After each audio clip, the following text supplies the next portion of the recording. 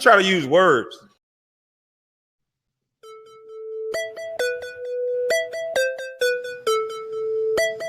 MoneyBoy, trade. MoneyBoy, trade. MoneyBoy, trade. 33 shots like pimping a bird. Fuck what you talking about, fuck what you heard. Play with them falcons, play with them birds. Leaning, I'm sipping on syrup. Shooters on deck, just give them the word. Seeing double, my vision is blurred. I'm too high, I'm a geek, I'm a nerd. I'm too high, I'm a geek, I'm a nerd. 33 shots like pimping a bird. Fuck what you talking about, fuck what you heard. Play with them falcons, play with them birds. Leaning, I'm sipping on syrup. Shooters on deck, just give them the word. Seeing double, my vision is blurred. I'm too high, I'm a geek, I'm a nerd. I'm too high, I'm a geek, I'm a nerd. I'm too high, I'm a geek, I'm a nerd. Seeing double, my vision is blurred. Cashing out, hit the mall and I splurge. Purple activist sipping on syrup. Every package insured and secured. Step my passport, I'm headed to Europe. Where you from, who you is, what you doing? Living life, taking pictures with tourists. Smoking loud, fuck a hater, can't hear him. It's a sale, yeah, I got him on clearance. Magic trick after work disappearing. Champagne color, the foreign, I'm steering. I'm too high cause I'm talking to Siri. Asking questions like, bitch, do you hear me? Frozen water, my wrist and my earring. Louis V from my head to my shoestrings. In the year hopping out, feeling coopers. Keep a rushing like Vladimir Putin. I'm cocking, I'm aiming, I'm shooting. Full of loud on my nuisance. Mr. Purr, I got flavors and juices. Easy E in his prime, I'm so ruthless. Pick a bone with my thug, he might do you. Making play, pulling up in the Uber. Full of moon rock, I'm stuck in the stupor. Stupid head, that little bitch need a tutor. Pussy tight, dripping, wet, leaking fluid. One night stand, kick her out and I'm through with it. Checks just like Nike, I'm doing it. Bitch on my dick cause I'm doing it.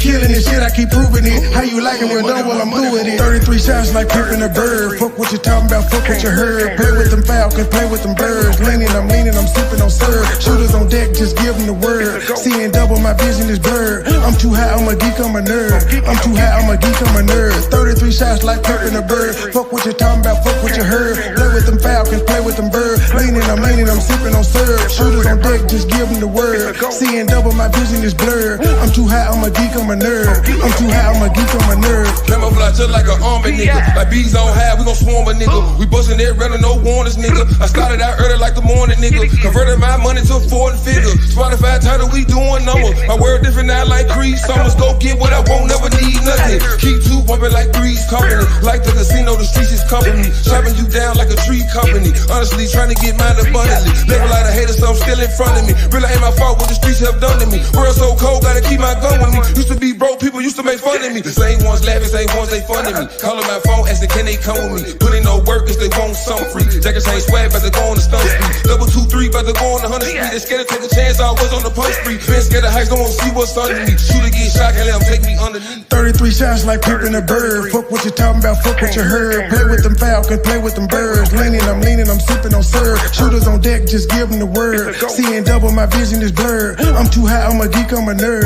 I'm too high, I'm a geek, I'm a nerd. 33 shots like pimping a bird. Fuck what you talking about, fuck what you heard. Play with them falcons, play with them birds. Leaning, I'm sipping on syrup. Shooters on deck, just give them the word. Seeing double, my vision is blurred. I'm too high, I'm a geek, I'm a nerd. I'm too high, I'm a geek, I'm a nerd.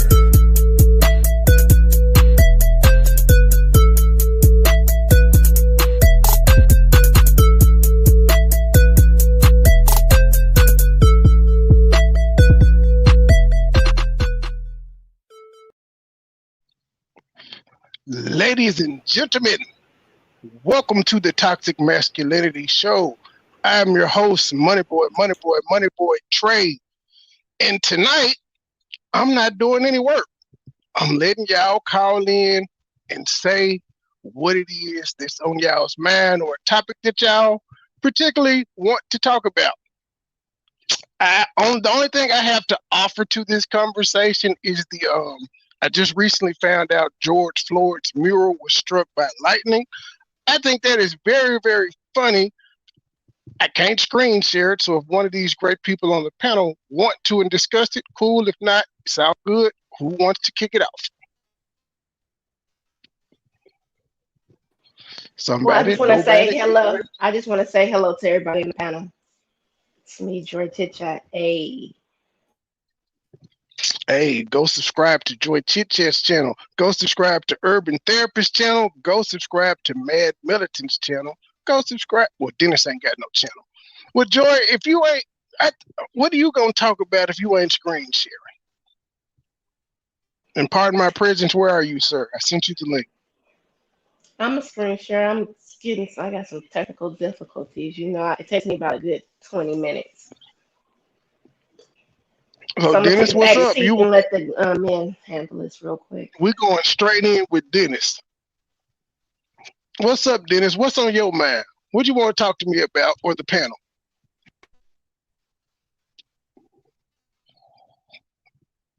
And this nigga is gone again. Well, Urban, I guess that is white Jesus trying to tell us it is your turn to go if you want to go first. I don't know what the fuck up Dennis. Now it's saying remove him from the screen. Oh, he's back. I'm waiting on Dennis. Dennis, you gonna talk? You got it right, or you need us to come back to you? Shake your head if you can hear me. Fuck Dennis. Go ahead, Urban. Well, how you doing, everybody? How you doing? I am the official urban therapist. I appreciate once again for being on the Toxic Masculinity show. I always love coming on the panel because we be having some great discussions. So I guess since I'm kicking it off, let's go all in. All right. So I recently did a video on my page, and I was talking about full disclosure. Urban therapist was in his tank top, sitting in front of the house, and he was very angry talking about this. He was very, very, very, very angry. I've never seen him angry before. But he was angry. So please tell him why you were angry today and what you were talking about. Oh yeah. I was angry today because I had an epiphany with Kevin Samuels in this patriarchy system. So I started thinking about it, right? And I was wondering, I was like, this dude, he believe in this traditional household value, and he believe in this patriarchy system. And I was thinking, like, what if any one of these dudes were to pull up on my daughters like that, you know? Well, do you not believe in the before you go ahead, do you not believe in the traditional household thing? Because you typically, since you brought up your daughter, I have a daughter as well, and I don't want my daughter talking to no nigga that can't take care of her. Absolutely, that's true, and I do believe in the traditional household system. Don't get it wrong, don't get it twisted. But I just don't believe in the in this American patriarchy system. I don't believe in it because it's not effective at all. Period.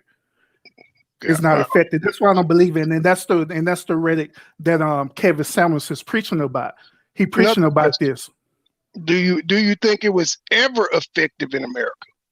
Oh no, not at all. Because if it was effective, then it would never be no pushback behind it. It would never be in a feminist movement. Matter of fact, the other women who pushed back on it, there are women who's pushing back on it. So yeah, it wasn't effective at all, and it's still not effective to this day. Well, I think it was effective up until the time that the men had to go fighting wars and the women had to stay home and work. When they came back, when the men came back, the women were used to running the household. You can't tell me shit. When I was doing my research about that, I started with that conclusion based on World War I and World War II, but I ended up digging deeper behind that. But it started back further than that, MoneyBoy. Where breakdown, you think? Yeah, even through slavery, where when they was going through all the slavery, and when they first came over and colonized the Americans and everything, it started even then where they was treating their women like property. Matter of fact, it started way before then. It started in Europe. That's the system working, sir. Nope. No, because it isn't. Going back.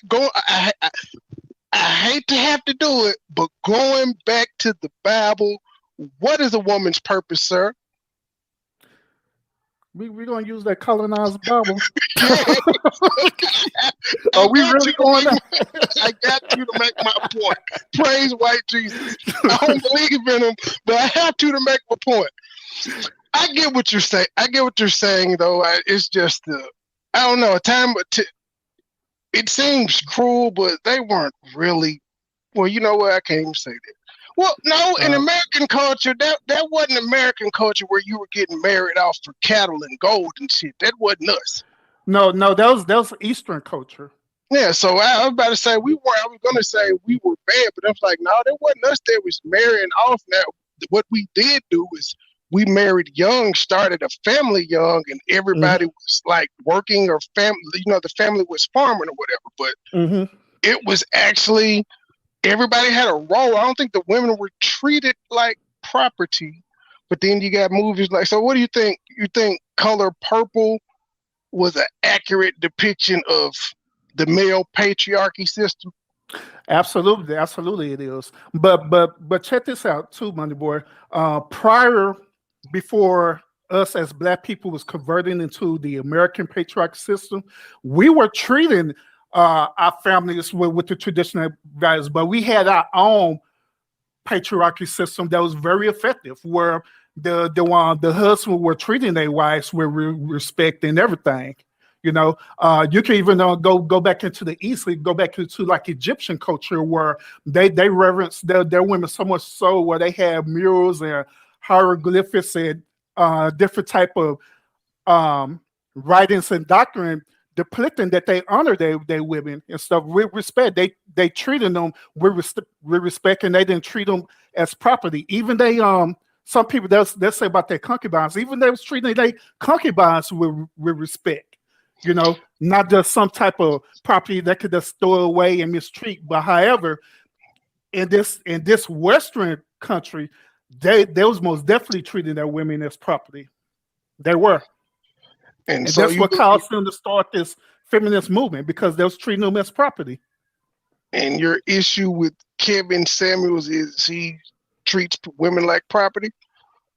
My issue with Kevin Samuels is that based on me viewing his content for almost a year, he's trying to carry on this same white patriotic belief as well for us, the traditional household, versus how the way our ancestors really treated each other. So yeah, that's the issue that I have with. I say he pushes the message of the European standard of beauty and vainness more than anything. Preaches the message of vainness, which is most people suffer from it. That's the reason we dress and do the shit that we do. But he puts a premium on looks, and I thought we as a society had advanced past that. Yeah, I agree to that. I agree, but we have it as a culture. We have it, and that's one thing that bothers me, is that we're still in a situation, and obviously the system is not working at all. Because like I say, if it was working, we'll see evidence of it working for everyone, but it's not.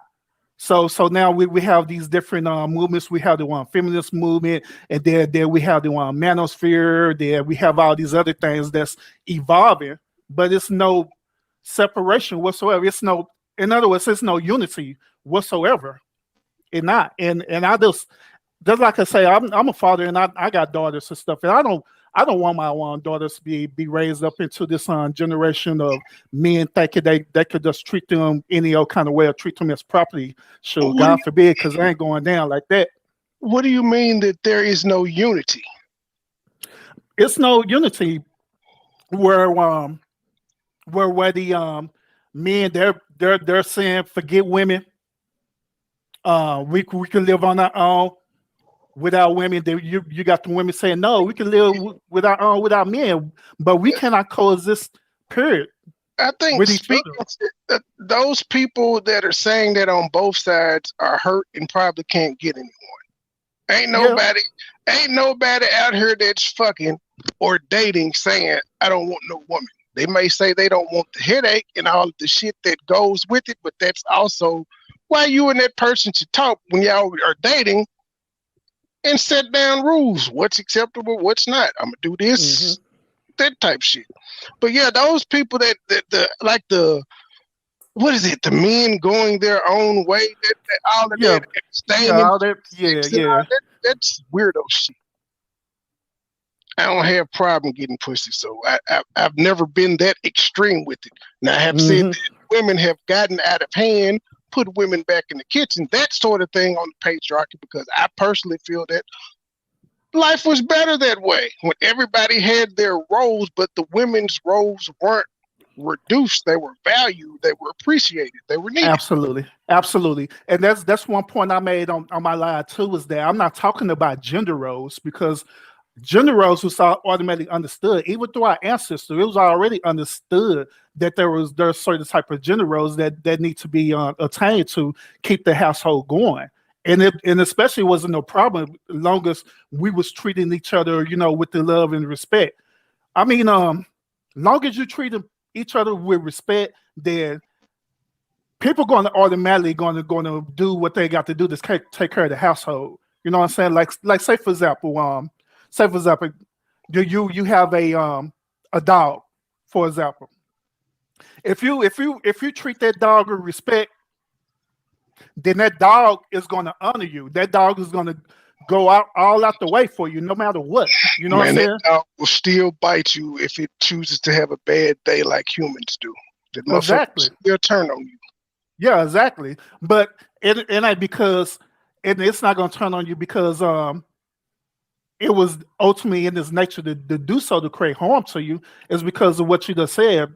Maybe that dog had a bad day and it was the resort of, or maybe something was going on to cause that behavior to happen, But at the end of the day, that dog still would be loyal to you no matter what. And it's the same thing with human behavior as well. Long as a person feel that they're valued, long as they feel that they're being respected, they're going to go all out for you. You know what I'm saying? But the moment when you step out and start devaluing them and start treating them like they're beneath you, then no, nobody's not going to go for that at all, money boy.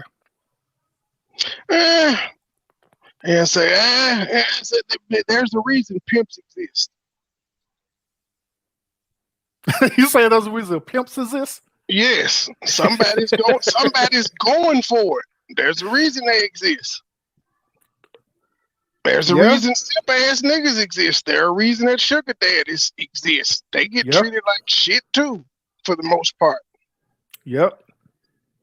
But sure, that's part people of their behavior, what they accept. That's why I don't believe in people that saying they don't need men, they don't need women. If they had the person of their dreams in front of them, they would not say that shit. Exactly. I'm like you, money boy. I never had them issues with women, to be honest. I never had that issue at all. So, if anything, I have a problem having too many women as proof of my 4 baby mamas. But I'm like, I don't know. It's gender roles have never been an issue in any of my relationships, because the gender role is pretty much what needs to be done at that time. It's never been you got to cook, you got to clean. It's whoever's there to do it. Yeah, exactly. And that's a whole respect aspect. You know what I'm saying? Is there you going to do it? But I'm just one of them people. I can't. My mama raised me that way. I can't just look at mess. I can't keep walking past filth and not do anything about it. I just can't. Mm-hmm. Yeah. True.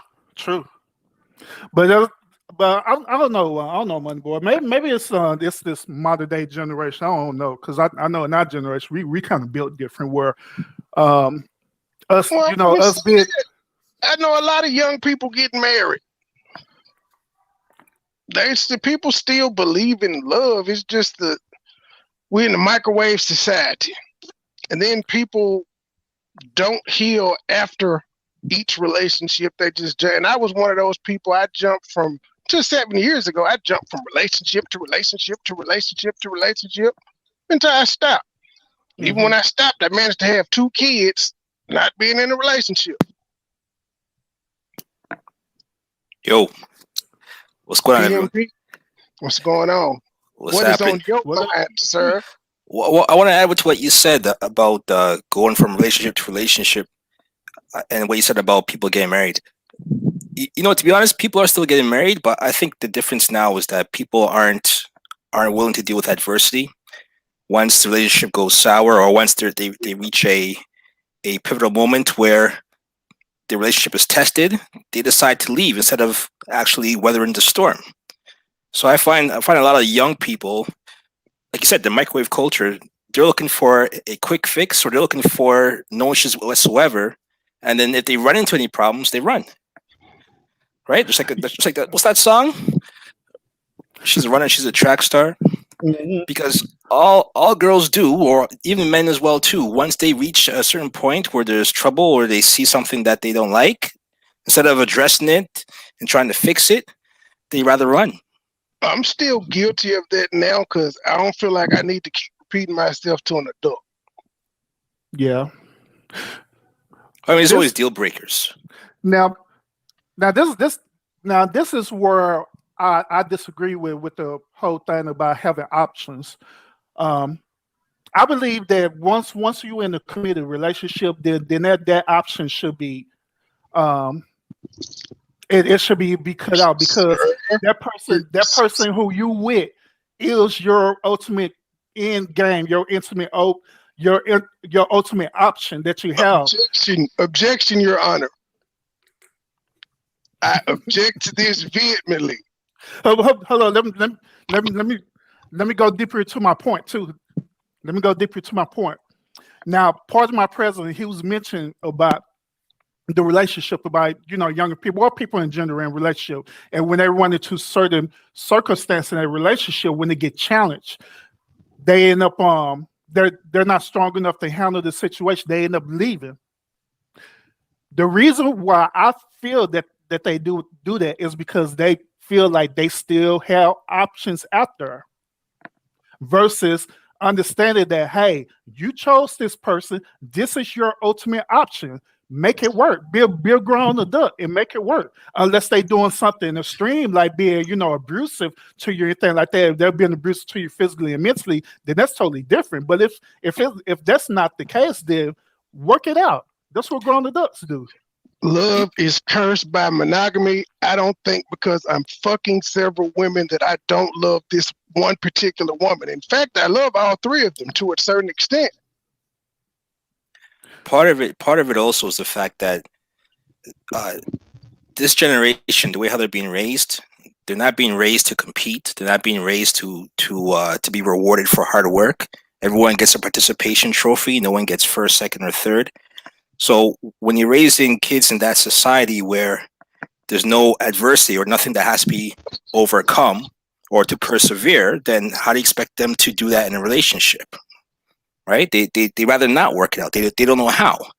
When they reach a point where they hit a wall, to them, that's the end of it, instead of trying to break down the wall and move forward. So we're not building strong people to persevere. We're building people who think that they're supposed to be given things based on just existing. Yeah. Pretty much spoon fed, huh? Yeah, and that translates into relationships as well too. Oh, I got a topic I want to bring up. I heard that the shoe drive has actually been set for August 3rd and 4th. He said it's going to be bounces there. They playing kickball. They playing volleyball. It's going to be food. I'm wondering what this event is going to look like if it happens. Because when he first announced it, he didn't know exactly where it was going to be at, and said I'd drop more details about it later. I'm not sure if he's done so or not, but he has when it's got it. Sound like an elementary field day. It does, but I mean that's my whole thing is, I'm like, are people going to be disappointed if he only gives away, let's say, 100 pairs of shoes, 200 pairs of shoes? How many? Like, because he never gave out a number that he was going to do, so people really can't be upset. I mean, if they expect him to do it all by himself, well, they didn't expect him to do it by himself. They sent their money. Okay. No, then he got to show out. You know what I'm saying? Either he matched it, matched the whatever came in, or whatever. To you, what would be showing out? Because again, I listened to him, and I'm one of them people. I heard him. He never said how many pairs of shoes he was gonna give out. He just said he was gonna give out some. So if he gives out some, to me, he's satisfied what the fuck he said he was gonna do. So to you, what is showing out?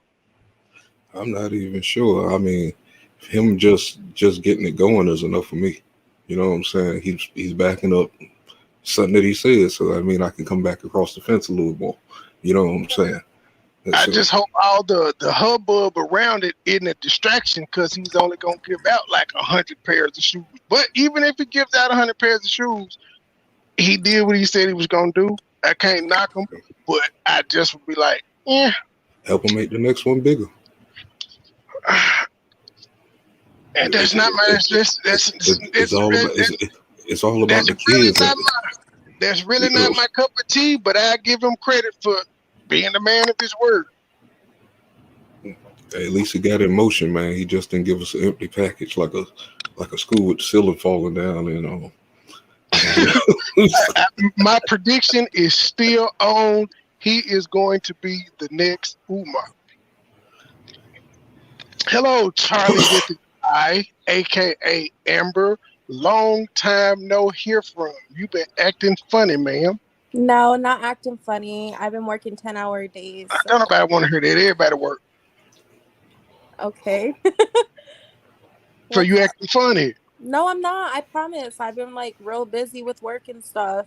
Everybody on this panel works, baby. Everybody on this panel works. Yeah, but sometimes you got to take a step away for like your mental health too and stuff, you know? And so that's overrated. Oh, so how did you fix what'd you do to fix your mental health? What are some things that you do? I do self-care things. Like I either go and I buy myself something nice, or I just go for a long walk, or I take bubble baths and shit like that. Or watch anime. Or read. Pretty much just anything that I find enjoyable that I can do by myself. Question. Do you watch what? I don't even know how to pronounce it. Is it hentai? Do you watch hentai anime? No comment. Yeah, it is kind of embarrassing. That's a kind of embarrassing thing to say. Yeah, I've watched it before.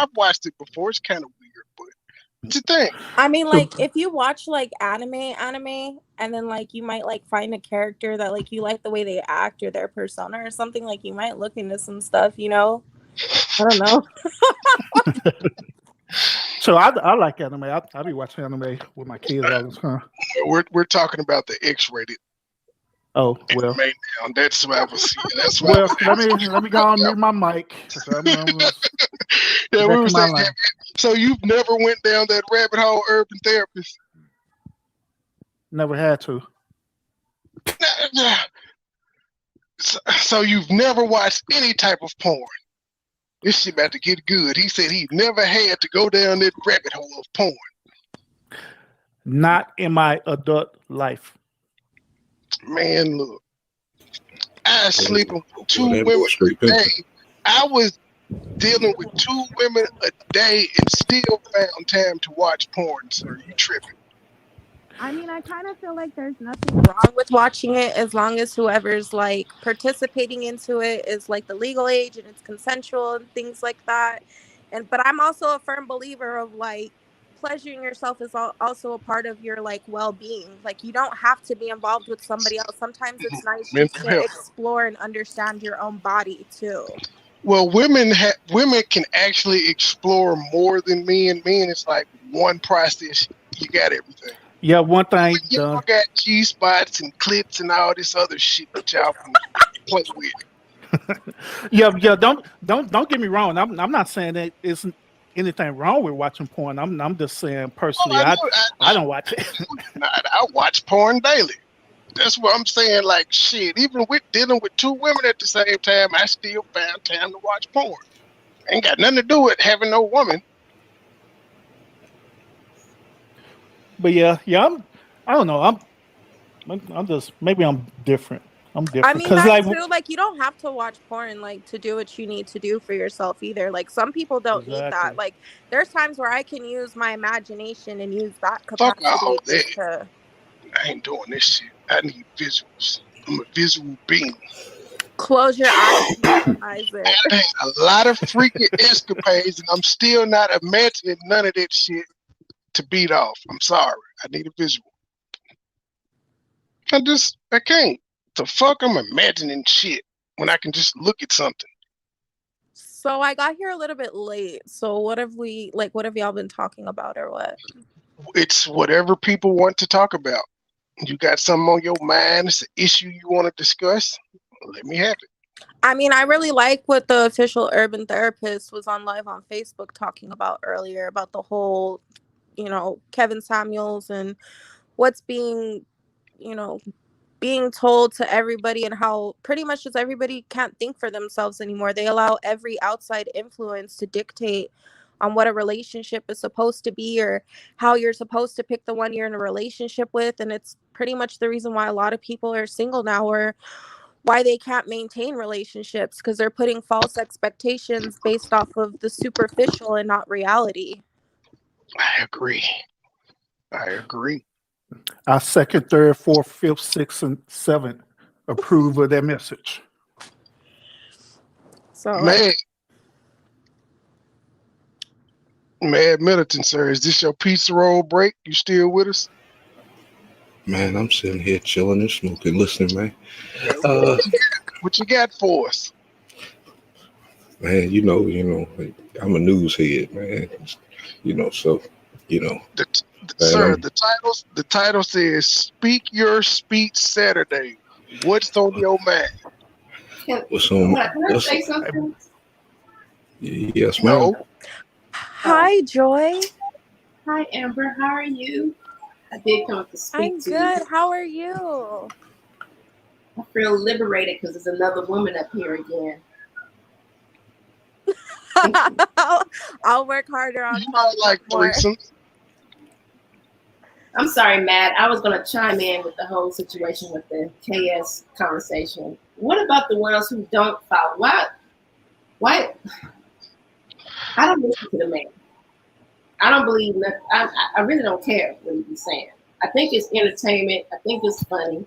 I can't believe people are really outside just going crazy off the stuff he's saying. Not taking away what Urban Therapist was saying in his because Urban Therapist, he was a gangster today. I was over there too. That's why I said he was in his tank top. He was upset. He was a gangster too. He had what I miss?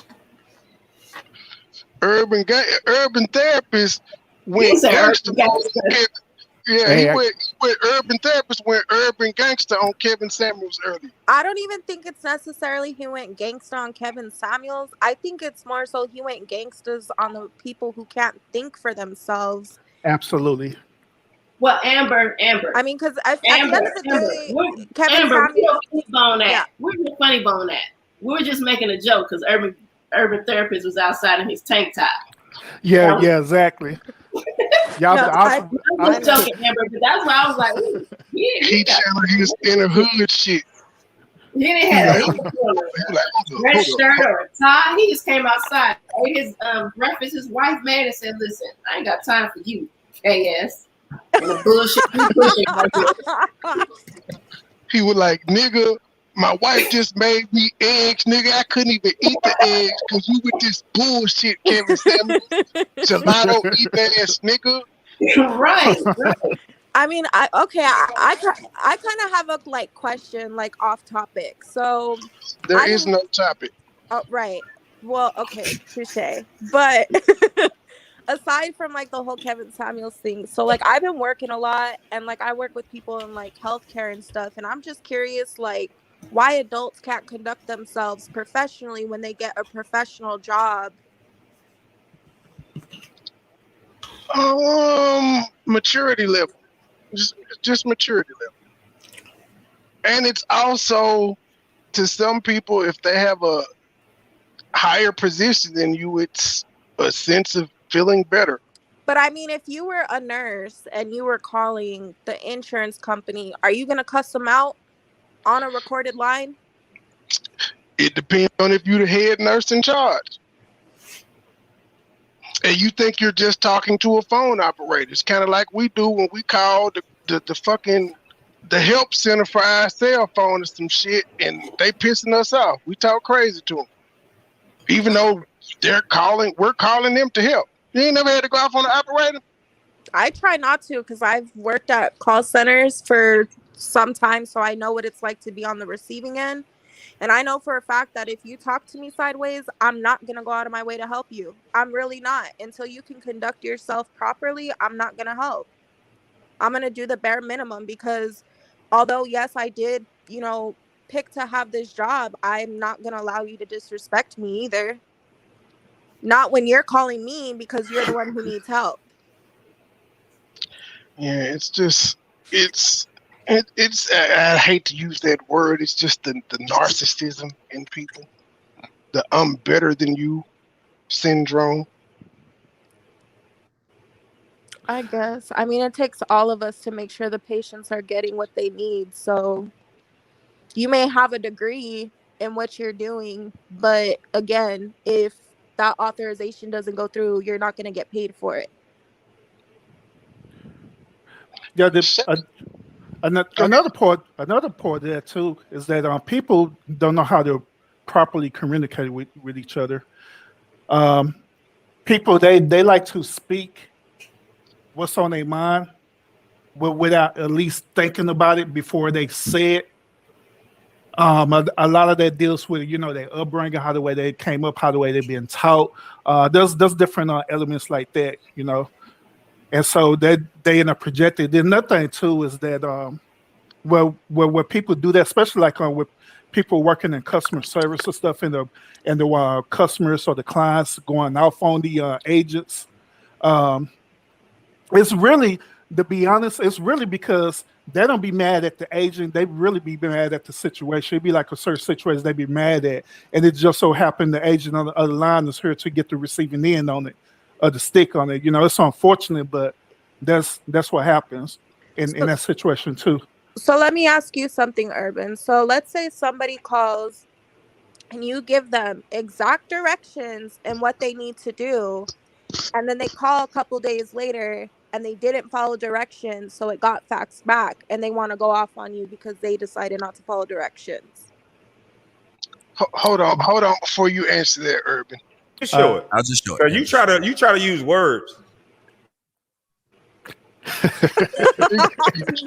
to use words here, Amber. Well, how the way I handled it, and I handled it as professional as possible, like I normally would do. I redirect them and tell them again exactly the same way how I told them the last time. And if they still have an issue with that, then I pass it up to someone who's higher than me. Yeah. I don't know. Maybe it's just time for me to move on from this company because there's a whole bunch of miscommunication within the company anyway. So I can't transfer to supervisors or nothing like that, even if they ask me to transfer them to a supervisor. Yeah, because the job that I deal with too, I deal with different levels of client and stuff too. Now while the work that I do, I work for the state, so. Okay. I deal with different levels of people, and they'll call in to me, irate and everything like that. But one thing for sure that I done learned, just so I could be centered within myself, and so I won't go off on them and end up losing my job, is that I learned that at the end of the day, it don't have nothing to do with me. All they doing is calling about the issue that they dealing with, and all I could do is handle the situation to the best of my ability. And if that's not satisfactory to me, that's the whole point why. You have a chain of command. You could just pass it on until it get resolved. Yeah. Well, can I want to do a sidebar to this conversation. So, Amber and Urban, are you the type of people that would go off if your meal is not prepped right at the restaurant? No. At a 5-star restaurant, no. Taco Bell, yes, because you got one job at Taco Bell. But I'm not going to go off about it either. I'm going to respectfully let them know if that's the case. Like, I'm not going to, cause a whole scene or be disrespectful about it because, again, working in the customer service industry, not just in call centers, what people fail to understand is a lot of times, like, it's not really that person who's up front handling everything's fault. there can also be a lot of miscommunication everywhere else, that's going that's on. true. So me understanding how stressful that was when I was working in situations like that, I can only imagine that it's still the same way because nothing really changes too much. Mm-hmm. And here's an. Oh, go ahead, Joe. I'm sorry. Go ahead. I was gonna say, you guys know I'm itching for an argument with MoneyBoy. I'm trying to figure out why, at a 5-star, you wouldn't go off on somebody, but at Taco Bell you would.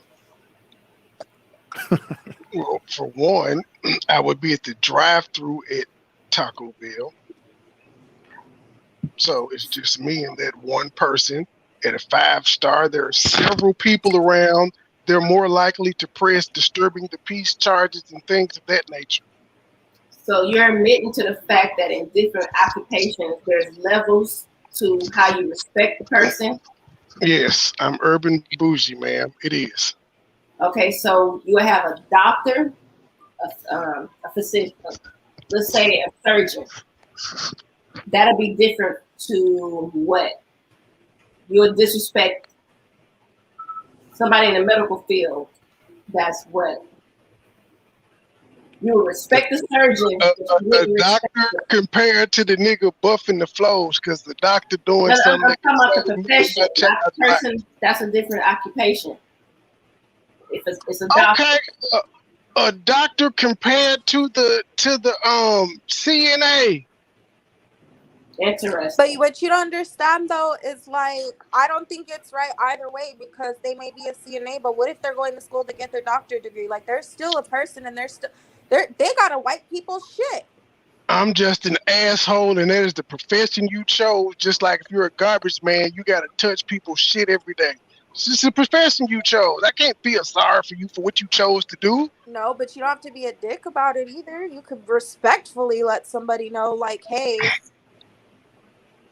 What people at the top of their field aren't dicks? But that's what I'm saying. I just feel like that's the issue. Like, I really do feel that that's the issue. That's why I want to own my own. I'm not to the point where I just want to own my own business and work for myself because. You're going to treat your employees like shit. No, I'm not. Why would I treat my employees like shit? Because you make more money than them, and it's the American way. What? No, it doesn't matter who makes more than who. Everybody's still human. They still have to go home to their families or whatever, and that shit ends up getting taken out on them. Like, that's not cool. So my boy preaching that patriarchy. You read it now. Talking about the American. I told you I told you I am pro patriarchy, but I'm not extreme like Kevin I said. feel like when a boss treats their workers like shit, it depletes the morale, which makes nobody really want to do their job right, which then makes the customers or the clients or whoever get angry with everybody. Like, if there was good morale because the boss was respectful to everybody and actually played a part in what was going on rather than just be like, oh, I have more money, I'm gonna clock out whenever, deuces, fuck y'all are on your own, don't call me, don't text me. Like, who wants to work for somebody like that? And that's why a lot of places can't keep their workers and they have to hire from temp agencies and shit, because nobody wants to work somewhere where they're treated like shit, where they are not being heard in how they can improve the company or what's going wrong with the company and things like that. Nobody wants to deal with that. Man, I want to ask everybody on a panel. McDonald's disproves what you just said. McDonald's also pays for them to go to school. They've been treating their employees like shit for 100 years, and only managers are paid to go to school. Not the cashier, just the manager. Okay, so I have something to say about that because I don't want to ask everybody's age on the panel, but we all wasn't born at the age we are today, correct? Oh, God, here we go. Yeah. Yes.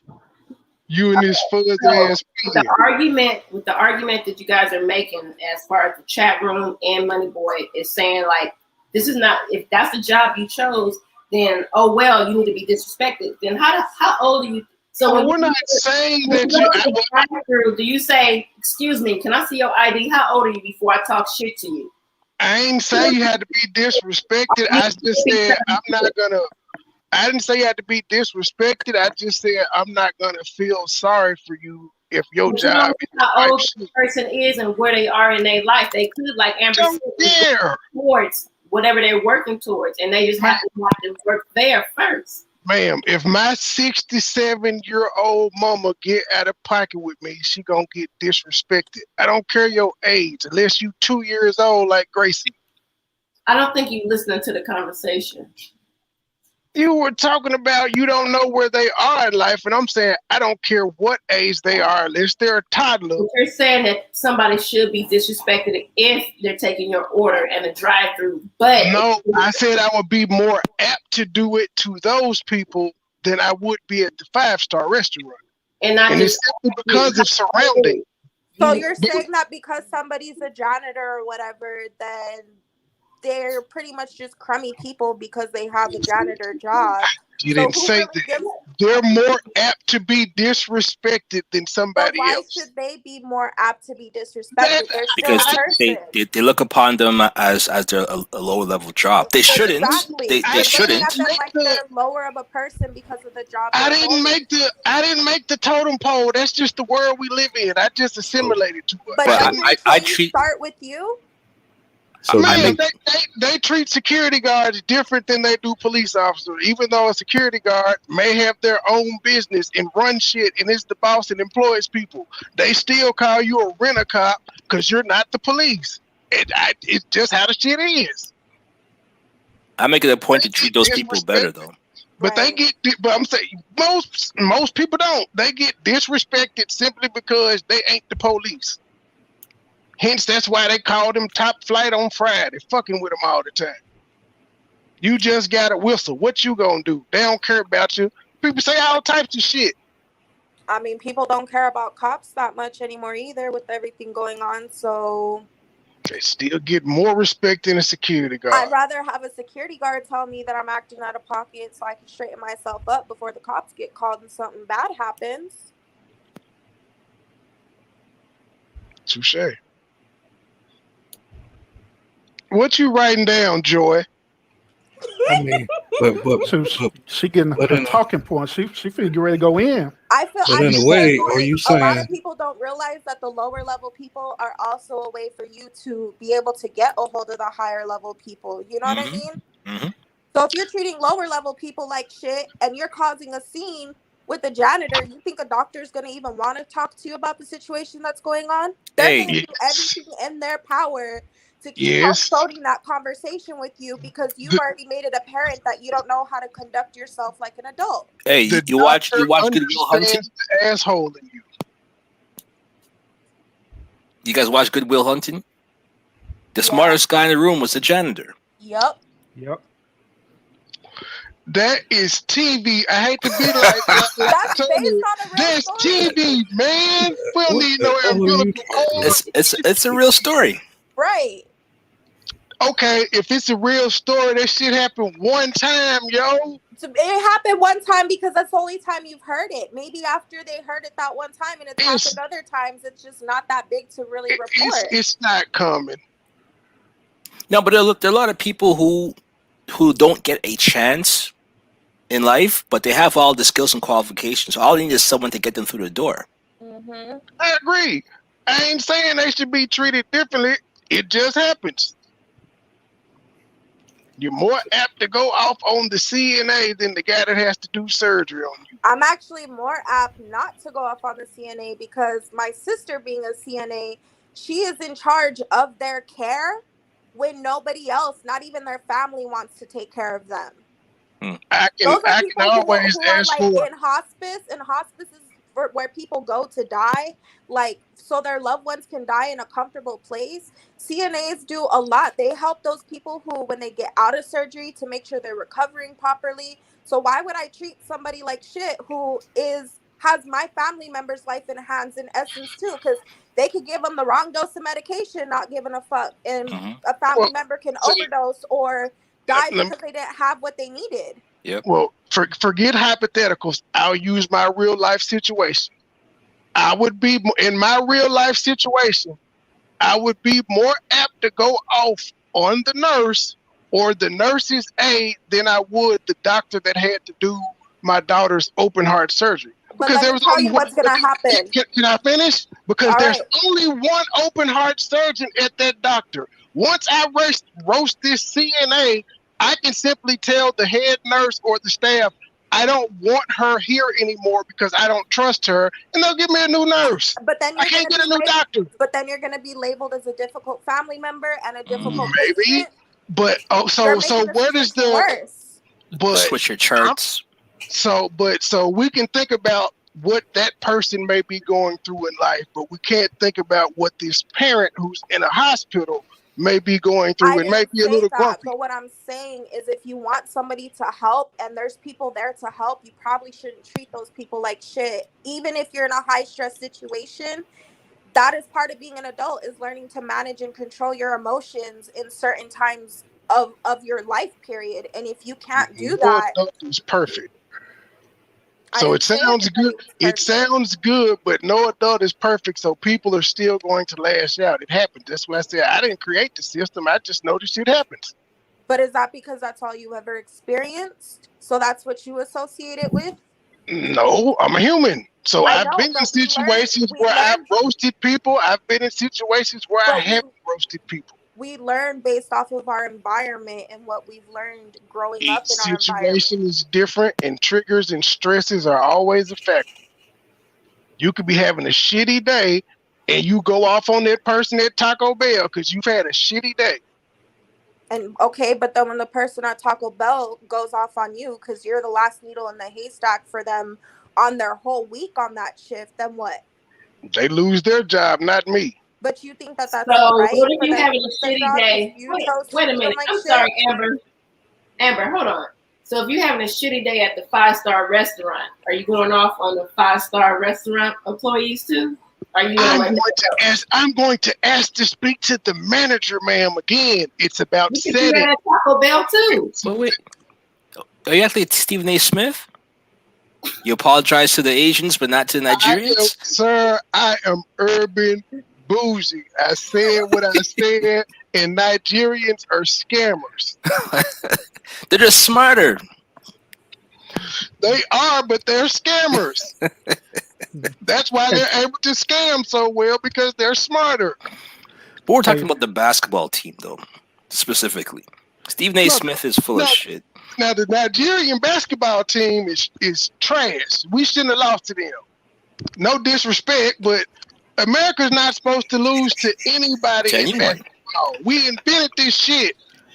They lost to Australia too. Just like every other country. We feel, but I'm saying, it's just like all the countries that invented soccer. They feel superior as fuck over the United States and shit because they're better at it than us. Let me ask you something. So do you feel that a country who goes through most hardships, because typically when people go through a lot of hardships, it builds them up to be a stronger person. That's typically what happens, right? Perseverance. Exactly. And then in America, we are quite privileged, even considering everything that we're going through. We're pretty privileged considering Nigerian people and things like that. Because let's face it, if Nigerian people had what we had, they would be out there scamming people, as you put it, right? So why is it so bad that we lose at something to somebody who has, to a country that has had to build more perseverance through everything they've been through? We created the sport. We're not supposed to lose. It doesn't matter who created it. Sometimes that is part of our superiority complex. We created the game. It's just like ain't nobody supposed to be better than us. Not everybody's point of view leans that way, though. America is best at baseball, boxing, and American football. In basketball, there's no country that's supposed to be able to compete with us at American football because we created the shit. We're the inventors. Nobody's supposed to compete. I mean, there were people who invented plenty of things and other people built off of it and made it better. So what are we really saying here, Trey? Fuck the Nigerian basketball team. We shouldn't have lost to them fuckers. We shouldn't have lost to Australia. We shouldn't lose to Lithuania or any other of those bum-ass countries that we play because we invented this shit. But there's other people who can do something better with something that somebody invents. Not in basketball. In anything, you can't just single it out think to one thing in life. Who has won the last 4 gold medals in basketball? Us. Who has the most gold medals since '92? Who has the most gold medals since '92? When they allowed U.S. basketball in the Olympics, or whatever the fuck you want to call it. Us. We are the best at this shit. This is what we do. Just like Jamaica. Ain't nobody supposed to beat Jamaica running. Tell you the truth, I feel more comfortable with the college representing the country right now than these pros. We're not the best at gymnastics. I mean, the college is going to go out there with something to prove. We're not the best at gymnastics. So yes, we are. No, we're not. Simone Biles holding it down. Man, them women from them other countries be neck and neck all the time. Ice skating and shit, they be neck and neck. But there's things that Americans have won at that another country may have brought into the Olympics. So can I ask MoneyBoy a question? So you're saying that's okay, right? Go, our shit. Wait, let me ask MoneyBoy a question. So if we were to lose to a Canadian team in basketball, how would you feel about that? Terrible. Yo, Canada's trash, man. I feel Canada too. I'm making a point. Why would you feel terrible? Why would you feel terrible? Because Canada is home to the biggest bust since Kwame Brown, Anthony Bennett. Okay, so if I was to tell you when you go to Google, there was a Canadian that invented basketball. That's what Naismith wasn't Canadian. So he wasn't? No. So you're going to tell this man what he was? I guess so. Okay, so let me ask you a question. So Americans... Where did he invent it in Canada? Wait, Americans are supposed to be basketball, sir. Where did he was born in Canada. Where did he create the game? Don't matter. You said America invented it. Yeah, he's Canadian. Since you Googled it, can you give us the history? If he was Canadian, did he create it in Canada or did he create it in America? Springfield, Massachusetts, by a Canadian physical education instructor. Which means that he implemented Canadian ways. He was a Canadian. But created he was a Canadian. Yes, he just because he was born in Canada doesn't. Okay, like you so can't say they never played it in Canada. It was invented in America. So immigrants created basketball then. What about players who in America dominated that shit. Just like a white guy created it, niggas run basketball now. Let me ask you a question. So so you're saying that Americans are supposed to be better, right? Then what do you then why does the NBA recruit people from overseas then to be on our teams if we're supposed because we have to have some people for the black athletes to dunk on. What? No. We have to have people. That's not how drafting works. They draft based off of skill. You know this. You are a man who watches sports. You know they draft based off of skill. You're talking about one player. You're talking about one player being drafted versus us playing the world. When we play the world, a whole bunch of Americans are not supposed to lose. Because you're saying that Americans are supposed to be better at basketball. So if we are. Okay, so stop right there. Just 1 minute, please. It's not supposed to. We are. Wait a minute. So if Americans are supposed to be the greatest at basketball, why would we as Americans go overseas to recruit? Because we give anybody jobs. We give anybody jobs. The same reason that we allow. The same reason we allow immigrants into our military, man. We give people jobs. This is what we do. If you're good at, which name an overseas player that's better than LeBron James right now? You can't name one. Even Luka Doncic's cold ass is not better than LeBron. He's not better than any of these American players. He ain't better than Kevin Durant. He ain't better than Kyrie Irving. I can keep going down the list. He ain't better than Donovan Mitchell. He ain't better than Devin Booker. He good, but he still is Hey, you better put some respect on Dirk Nowitzki's name. 1 ring, sir. All them years, 1 ring. It's regular white boy. Okay. Okay, but do you have any rings from the NBA? I do not. So that's one more than you have. There's still more Americans. There are more Americans with rings than overseas players. So I can still throw them out. Where was Kobe born? Was he born in Italy? He was born in Italy. Okay, well there you go. Did he play for Italy in the Olympics? Well, he was too young, but he's an immigrant, isn't he? He never played for them. So you stop that now. Just like your boy. He's an immigrant. Who is your boy Ben Simmons was gonna play for Australia. Niggas go and play for their teams. Kobe played for America. You guys had a Nigerian on that team too, on the American team. Hey, what if I told y'all the Mayans might have created basketball? I don't give a damn. The Americans are best. I'm sitting here looking through this shit right now, man. Medals. We got more FIBA championships. We run this shit. The hoop was turned sideways and the hole was a little bit smaller. That's why we get pissed off when we lose in the Ryder Cup in golf. Not supposed to be losing to these other countries. Money boy, but you do realize if you're gonna have an open panel, that anything that anybody want to bring to the topic, you can't talking to me. They talking to me. Man, they're talking to me. And he asking me. I said that was my answer. He asked my question. My bad. It looked like they was putting soccer and all of it together to you. I stand with Stephen A. Smith. We shouldn't have lost to Nigeria. It was a travesty. Do you think he should apologize? These punk ass teams. Do you think he should have apologized to the Asians? No. What did the Asians do? What did he do with the Asians? He was talking about what's that guy? I don't know the guy's name. Some pitcher / DH hitter. Otani. Yeah, something like that. He's not even that great. What do you say about Otani? Otani is great to be this nigga pitches and hits. Yeah, but what's his record on with his pitching though? Well, he's just coming back off injury, but he was able to make an all-star game based off what he's been doing this year. He's actually a better pitcher than he is a hitter, but he does both at a high clip. I think they're running with the story, man. The boy is good. If he sucked, I'd be saying, look at his numbers. Like, if you know anything about ERA and batting average, he cutting the fuck up.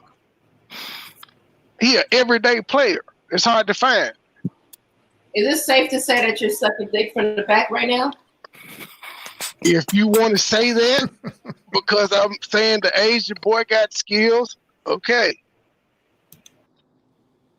The question was, should he have been apologized, or should Stephen A. have apologized to him? You went on to this later. I don't know what Stephen A. said. Because I think he said Stephen A. said he wasn't that good. No, you shouldn't apologize. Why would you apologize for giving your sports analysis on a sports athlete? It's Asian hate season. You can't speak down on Asians right now. You can't speak down on black people. There's a climate happening right now. It's one of those read the rooms type of situations, Trey. Fuck all that. Well, he does work for ESPN, so he got a lot of shit to lose. So I feel him. But no, I wouldn't apologize. But I don't think Stephen A. really watches baseball like that. It's kind of like Kwame is Taco Bell, and the guy from the baseball Asian is from the 5-star restaurant. You niggas ain't shit. Ma'am, Kwame wasn't shit in basketball. Why is that my fault that his stats reflect he was below average at best? You see your energy now? You see your energy now. When we're talking about the Asian, you got all quiet and timid, like. Oh, I know, no. I actually said I told people. Now you got all the energy in the world. What I told my guy was to Google his stats. Now we could Google Kwame Brown's stats too for a 7-foot nigga. And this guy coming off injury doing what the fuck he doing this year to be named to the All-Star game as a pitcher and a hitter, and he was in the home run derby. You don't get to do that if you slow. This nigga was chose to hit and pitch.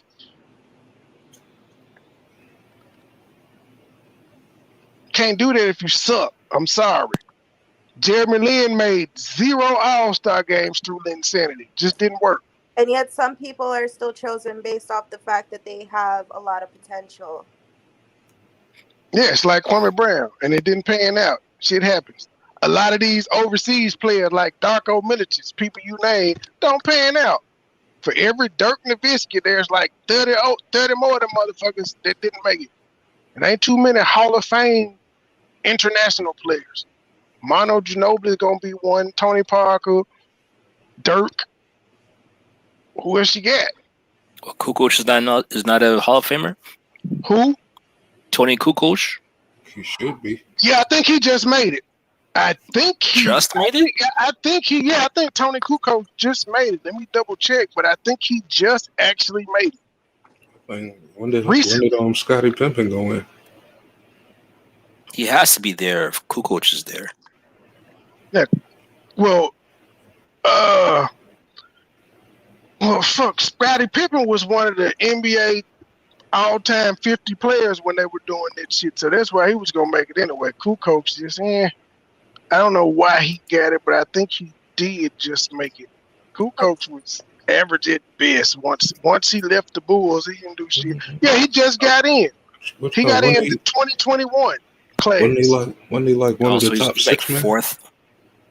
Yep, he just got inducted this year. Just well-deserved honor for Kukoc after an 18-year basketball career. It's what, fourth ballot then? Because you're eligible after 5 years after you retire. You retired a long time ago. I don't know. I think he stopped playing when the Bulls broke up. So you got like no, he went to the Bucks and he played for the Spurs. He played for a couple of teams after he left the Bulls. Oh damn. Yeah, he played 18 years. He carved out a long career. He was tall. It's like basketball was kind of dying at that point. It was like Iverson and them after the Iverson championship shit. That was it. Don't try to get me with the Kwame Brown shit. I said Canada is home to the biggest bust since Kwame Brown. I ridiculed Anthony Bennett. This nigga stayed in the league 2 years. He signed a 4-year deal, and he only stayed in the league 2. What happened to him? He sucked. They cut him after the 2nd year. They were like, we're not going to pay you 2 more years to be this bad. Peace. That's the guy who was, drafted to the Knicks? No, Cleveland. Oh, okay. Right after LeBron left. So R.J. Barrett is still in the Knicks, right? Yep. Yeah, there's a ton of Canadians. They're doing well, too. There's a ton of Canadians. Yeah, R.J. Barrett he getting there. But we're talking about, I was talking about Hall of Fame players, and I was telling her, don't act like I'm just going at Kwame because I brought up Anthony Bennett. And then remember when I brought him up because she asked me why would I be upset if the U.S. lost to Canada? I'm like, because we better than them in basketball.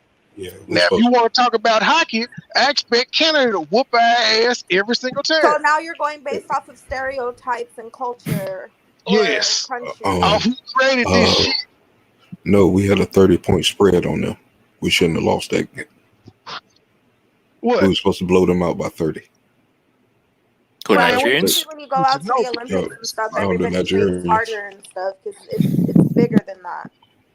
Man, you got a team full of NBA All-Stars. We're not supposed to lose to niggas who just average in their league at home. Them niggas are average at best wherever country they from in the league. Sometimes the underdogs come out on top. A 30-point. He ain't spoke. That's why he said we weren't supposed to lose to Nigeria. That's why he said we ain't supposed to fucking lose to them. At least lose to a team with some color. Lose to a team that got 3 NBA players on it. I thought they do. The Nigerian team. What Nigerian players in the NBA? Still, what do you mean? It don't matter what they have. They have a guy on the U.S. team. He's Nigerian. He's just playing on the other side. It don't matter what they have. Everybody looked at the. Everybody looked at the. He played for the U.S. And so it was a 30-point spread. It don't count. I'm saying if we're supposed to lose as the dream team, as Team USA, If we're gonna lose to a country, we need to lose to a country who currently got 3 pro players in the league. Like if Donovan Mitchell plays for fucking Canada, it's gonna be some problems. MoneyBoy, No, there's they have quite a few. Nigerian people who have played in NBA. I they said have a few. right now, I'm saying Team Nigeria. Who did Team Nigeria, the team that just beat us, who did they feel that got NBA players on it? It ain't none. We lost to a team of random niggas. No, they have NBA players on them. Google it. Like currently, I'm looking for it right now. Pull it up. What does this nigga do? Does he play for the D League? What does he do? Is he the 12th man? I don't know. They have Udo, but he's a free agent though. They have Udo ain't played in years, sir. They have Stan Oki. I'm not. Don't know this nigga either. They have Okafor. He plays for the Pistons. Jaleel Okafor. Okapala for the Heat. You said who? Which Okafor? Jaleel Okafor. Oh wait. No, they have a few. Moneki plays for New Orleans. Man, if you Google these niggas stats, these niggas ain't shit in the NBA. Jordan Noah plays for Milwaukee Bucks. These niggas, Jordan Noah does not play. The Bucks are playing right now. I have not heard this nigga's name called throughout the whole playoffs. How about Gabe Vincent's another one too? Y'all are giving me people that are bench players in the NBA. So and they kicked their ass. So there's more reason that we're not supposed to lose because we got all-stars on our fucking team. We kicking these niggas' ass in practice every day. Hey, guess who the coach? Guess who the coach is? Mike Brown. Yep. Mike Brown. I saw that too. Mike Brown got paid for this. Yo. Mike Brown got paid for this. They switched sides on y'all. That's fine. We weren't supposed to. I bet they won't win again. Play us again. We're gonna beat them bitches by 8. You gonna coach them man. We lost to Australia, man. Y'all folk just named bench players, niggas that don't even touch the floor, and that's who we lost to. We got Bradley Beal and Damian Lillard. But wait, you said that Americans are supposed to be the best at basketball, and they went and got an American coach. Well, it was a practice, so it's all good. That shit didn't count as practice. The real game start in a couple days. It's all good. And that ain't no practice. You know what the other teams used to do to do the practice teams? Come on, man. This ain't looking right, man. This ain't looking right at all, man. They were 30-point underdogs. This nigga Damian Lillard in there. I'm talking about we got Jason Tatum. We got like bona fide superstars who were just cutting up in the fucking playoffs. You got playoff rejects. And we lose to team bench players. They definitely had the dream team, boy. Well, here I go again. They all stars too. Well, here I go again. 150 to 41. Bradley Beal. I'm gonna go again because I am a mother of a basketball player. What's wrong with big warmers that's actually getting out there to showcase their skills? Ma'am, I was just pointing out. Ma'am, there's levels in this shit. So I was pointing out that NBA superstars are losing to a team full of bench players. So that's why we shouldn't have lost to them, like Stephen A. said. The worst thing it could be is the NBA is actually shaving points in the Olympics, because there's no way in the world we should have lost to them. I feel more comfortable with the NCAA setting up an all-star team to go out there to represent us. They should have had LeBron and Carmelo. This ain't right. Isn't Carmelo on the team? Was busy making that movie, Space Jam. Now that movie that movie flopped, yo. They said is it out? Watched it. Yeah, it's out. It's you know why that movie died is because they got rid of Pepe Le Pew and wrote him off the script because they said that the man or the little cat I heard it was the notorious PIG. I don't listen to the online shit the people saying it's not good. I look at the box office. That determines how successful that motherfucker was. Man, you got Porky Pig running around here trying to be Biggie, yo. Come on, man. But you gotta imagine too, because they're playing it on 2 different platforms. Like right now, if you have HBO Max, that's where you can watch it for free. But then it's at the theater. I've never seen that in my life. I'm sorry. Is it any good? Most people I didn't. Okay, so I HBO didn't Max pay finish $10. it. I didn't finish it, but It's not a it good just sign. seemed. Well, no, I didn't finish it because I usually pass out real fast after work, to be honest. But from what I did see from it so far, it's more futuristic, honestly, because like the son is like all into building video games and shit like that. So I He mean, turned into a cartoon. Hey, y'all tripping. Space Jam 2 was hilarious. Me and my kid, we were cracking up laughing at that movie. I'm watching it tonight on That Bootleg. movie was funny than the mud. Hold on, man. You said Y'all you and your tripping. kid. You Yeah, supposed me to and my laugh kid. because it's your kid. Get into the adult world here, man. That shit sucks, yo. Man, me and my kid, we was up in that mud cracking up. Our whole family was up in the living room I dying will laughing, say that especially like the towards the first end. 30 minutes of it, I did not laugh, like not once. Yeah, I'll admit the beginning of the movie did start off very, very dry. I ain't gonna lie. But did your kid laugh? Question: Can I ask Urban Therapist a question without getting his business? Not even asking your age or your year. Or so you saw the first Space Jam? yeah, I seen it. What age? Around what age did you watch the first Space Jam? So I can't remember. I'm old now. I think I was like 18. Last night because I took a film course in college, so I was watching because I was bothering Trey about this. So I watched Superfly, the 2018 version, and then I watched the 72 version right behind each other. And that's why I was like, I watched Space Jam, the first one, like 1,000 times. So I haven't seen the new one yet. So that's why I'm asking, because you say, oh, it's hilarious, and it's this and that. My mom went to when I first heard about the movie coming out, and they got rid of Pepe Le Pew because they said something about sexual assault. But they wanted to get rid of that in the, having that portrayal of that character in the movie. So I was like, okay, so what this movie finna be based off of? Well, I put it to you this way. Space Jam 2, it's on the same level of funny as Space Jam 1. That's how the way I see it. But it's still funny. It's still funny to me, though. For what it's worth, it's still funny. Am I the only one who kind of feels I like didn't there's have more... no other expectation other than what it is right now. Am I the only one who feels like there's no more originality in like movies and TV shows and shit like that? Like I kind of always feel like I'm watching the same story plot, same thing over and over again. Yeah. Yeah, like there's no more originality out there, and it's gotten boring real quick. I'd rather watch an 80s movie before I watch a 2000s movie. Yep. I know they tried it with the Space Jam, but they better not try with Like Mike with Bow Wow. They better not try to come up with a new Like Mike. I'm sure they will in 10 years. That's all I'm about to say.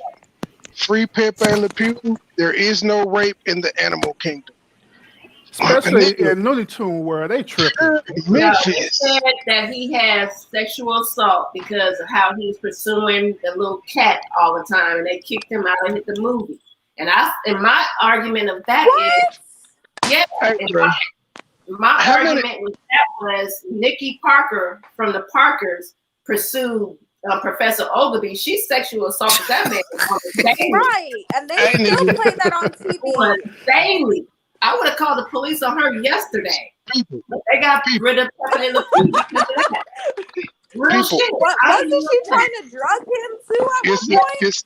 It's the new nigga in the building. New nigga, how many names do you have? It's a new nigga in the building. New nigga, I'm talking to you, Pierre Memphis. How many names do you have? There ain't nothing wrong with switching your name around, man. There ain't nothing wrong with that. You've been Range Boost. You've been a whole bunch. Are you sticking with Pierre Memphis this time? First of all, I can't see everybody, so I'm not speaking. Dang. see how niggas see? You see how he feels he's on top of me. He's treating me like shit. Man, look, am I going to talk to a panel or not? I don't want to look at myself. Sir, I was talking to you. See, that's it, Bob. See, this is how arrogant he urban bougie as well. So I feel his assholeness. So I'm not going to be offended. And I've only been two names. That's Ratings Boost and Pure Memphis. That's it. Hey, Pure Memphis. What's up? Just show it. I'll just show it. You try to use words. What's on your mind this evening, word user? I don't know, man. What y'all discussing? Sir, I'm gonna tell you what the title says. Even though I text you and told you what it was. No, you said we're gonna be discussing anything. That's what you said. That's it. But what you want to talk about? I don't want to jump in and change the subject matter. Sir, we've been all over the place. Everybody's brought something that they want to talk about. I heard somebody talking about Daffy Duck getting raped. Do you want to expound? Do you want to expound on that? If not, you can come up with a new topic. I mean, I don't know how to respond when a cartoon gets sexually assaulted. There is no rape in the animal community. So can I speak for myself? I mean, but wait, if that's the case, then what about Tom and Jerry? Like constantly trying to murder somebody. So if you see a lion raping another lion, are you gonna jump in? No. Oh. But no, I'm just saying. Let me put context. I'm sorry. I would take rid of everything else. Well, Amber, let me put context behind it. So when the whole thing came out about Space Jam 2, they were talking about which characters are going to be eliminated out of the movie. So one of the characters that was eliminated out of the first Space Jam was Pepe Le Pew. And the media started talking about how the reason why they didn't want that character in there is because he stole kisses. Because he stole kisses. Yeah, okay, yeah, right. But they said they was sexual assaulting and everything, so that's why it was kind of weird. And I brought it up because it was a talking point. Well, you know, LeBron's movie, I checked it out today in the barbershop. Damn, at the barbershop. You know how bad that is when you got AC. I don't even understand why it's at the theaters. If we can just watch it anywhere else. Because they're trying to maximize all their income streams. Not only that, but they're going to use COVID as an excuse. Like some people still aren't comfortable to go out, so let's make it available here, and they can subscribe, and we'll get a profit off of it from there. But the same people who don't want to go to a movie theater are the same people who will go downtown and pack a club. I've been packing clubs. There you go. So have I ever? But since this COVID, have you known me to be any different? No. I'm still here, my brother. My thing is, man, the movie was so full of. It was kind of like Black Panther. It had so many subliminal messages. Like the movie Black Panther basically told the black man, "You ain't shit." Ooh, explain. Well, okay. Black Panther was the only superhero that had the answer to a black woman and seek solace from a black woman. I'm not knocking black women. Do not take it as that. Please don't go there with it. All right. Question. You don't think the black woman is God? I think the black woman is as flawed as me, and I think that, I think that the angry black woman is just as detrimental to the black community as the absentee black father. Well, they're one and the same. Yeah. You know what I'm saying? Black women the angry black woman will not admit that her children need a man. Now, if the man ain't in the home, my father wasn't in the home. My father was murdered when I was 4 years old in our living room. Okay. But I had masculine presence around me. I had uncles, I had older brothers, I had coaches, I had masculinity around me. But see, if we gonna talk, and so what people don't understand is the angry black woman don't realize that her children need a man. Women, the black woman I love the black woman. She's a beautiful creature. But one thing that the black woman cannot do with the black community, she cannot set a standard and hold everybody accountable. She cannot establish a level of behavior for the children of said community. That's a man's job. You know what I'm saying? No matter what a black woman tells a child, it ain't none stronger than I'm gonna tell your daddy. I'm glad you said that because earlier my guy, urban therapist, was saying that he didn't agree with the Western patriarchal system. Do you believe the patriarchal system worked? Because what you just said sounded like patriarchal shit, and I'm down with it. Well, you can subscribe to whatever philosophy you want. All I know is when the black family was strong and together, we had a higher graduation rate in the 60s than we do now. We had a higher high school graduation rate than we do now. We had less teen pregnancy. There was less murdering in the streets. See, I'm gonna tell you something. When there is not a man, I'm not gonna speak to young ladies. Well, it affects young ladies too, but I'm gonna talk about the man. When there is not a man in a boy's life, he is prone to take up his mother's emotional patterns, which is quick to emotion and quick to irrationality. Now, imagine that 17-year-old who's quick to emotion with a gun in his hand. Wait, pause, Terrence. Mama's cooking! Mama's cooking! Sprinkle salt! Mama's cooking! Sprinkle salt! Mama's cooking! Sprinkle salt!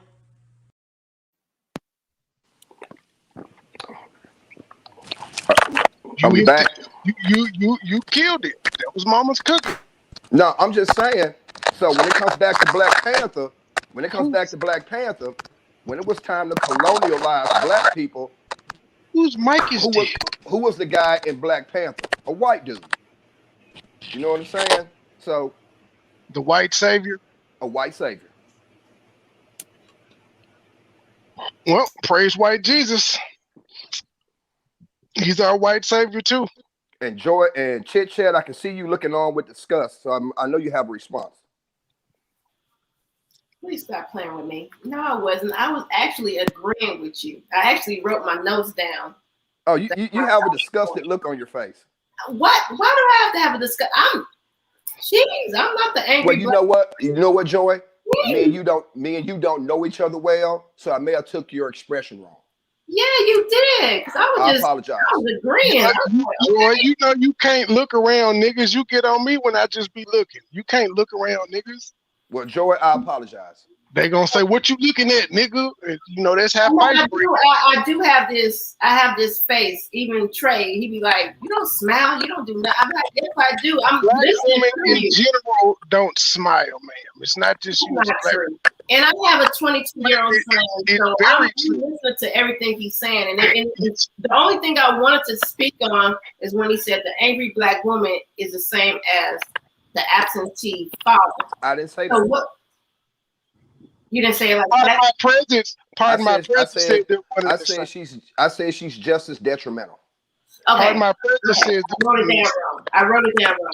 Take that. I take that back. So what I wanted to ask you was, what do you consider an angry black woman? Because right now you said Joy. You look like you got discussed. Say something. I'm like, no, I'm really listening. It's the woman who maybe first of all, the common denominator is the angry black woman has never felt real love from a man. And the men in her life have disappointed her. Maybe she was molested by a black man, a black uncle. Maybe she was talked down to by a teacher. Maybe she was mistreated and ignored by her father. And she takes that frustration, and the black man is the symbol. No, not just the black man, a black masculine man is the symbol for all of her pain. And don't forget the physical abuse as well too, or sexual abuse. Absolutely. I think it's the aspect that you're stating it like that, Pure Memphis, is it's definitely more a fear of losing the control that she now has over the reins of herself. And having a masculine man come in and try to direct her into what would be better for her, in her mind is, hell no, you ain't finna control me. See, babe, I'm not trying to direct you. What I'm trying to do is, as a man, I'm going to offer guidance and leadership because that's in me. Right, but I'm saying that's how a woman in that predicament would probably perceive a situation like that. You have to allow yourself to be vulnerable, but if all you have ever known or witnessed or experienced is negative things with black men, then when you come across a black man, spoke to that. I just right. spoke to that. And so what happens is when she chooses a mate, because the angry black woman, she always says she wants a husband. She never says she wants a man. And so what she does is she goes through her life picking mates that she can dominate. Mm-hmm. That's what she does. Now, is this absolving the black men that have mistreated her? All the black men who refuse to be a part of their children's lives? No, I'm not. But at the same point in time, we stay on the subject of the black man. We stay on that subject. What's taboo to talk about in today's society is the angry black woman. I don't say these things to attack woman. I say these things in, let's meet, let's talk, and let's heal, and let's have some courageous conversations. Pure Memphis. What's up? Just show it. I'll just show it. You try to use words. You killing it with the words, sir. You killing it. Oh, thank you. What does it say when you do that? What's it saying? I'm going to interject and I'm playing devil advocates, even though I know that's not what it is. I'm just going to brush real fast and real quick. He asked it, what is who saying? What is Sotomayor saying when you do that? Oh, Kwame Brown is telling him to play the video. And Tommy says, okay, I'll play it. And Kwame said, yeah, just play it because you like to use words. Oh, okay. Now, what's the Okay, so I'm gonna play devil's advocate without no emotions behind it, just because we're up here and I was addressed versus anybody else as the women on the panel. Without being personal, you came at me and said, just listen before you think, just listen. You came at me and said, well, I know Joy Chit got something to say because she's over there looking disgusted. But then when Amber spoke, you kind of humbled yourself. Like, yeah. I see where this is going. The colorism situation at that time, I wasn't angry. I was agreeing with you. But your temperament did come up a little bit aggressive with me. I'm like, hold on, bro. I'm not even mad at that. Well, you know what, Joy? I'm only speaking off of what I'm looking on the panel. I have no business with you. I was just noticing, like, and that's why I take my notes, because I was writing stuff down. And I'm like, okay, I'm gonna go back and his point. I think you're guilty of the same thing I was guilty of a second ago. Okay. And we don't know each other very well. We haven't been around each other's mannerisms and facial expressions. And so I mistook your expression and you mistook my disposition. Okay. Yeah, you know what? I can take that. Because I did, I'm like, oh, he talking nice now. He came in. Joe, I was like, unmute yourself when no, I did. I just cooked dinner. So I think we're both geared to the same thing.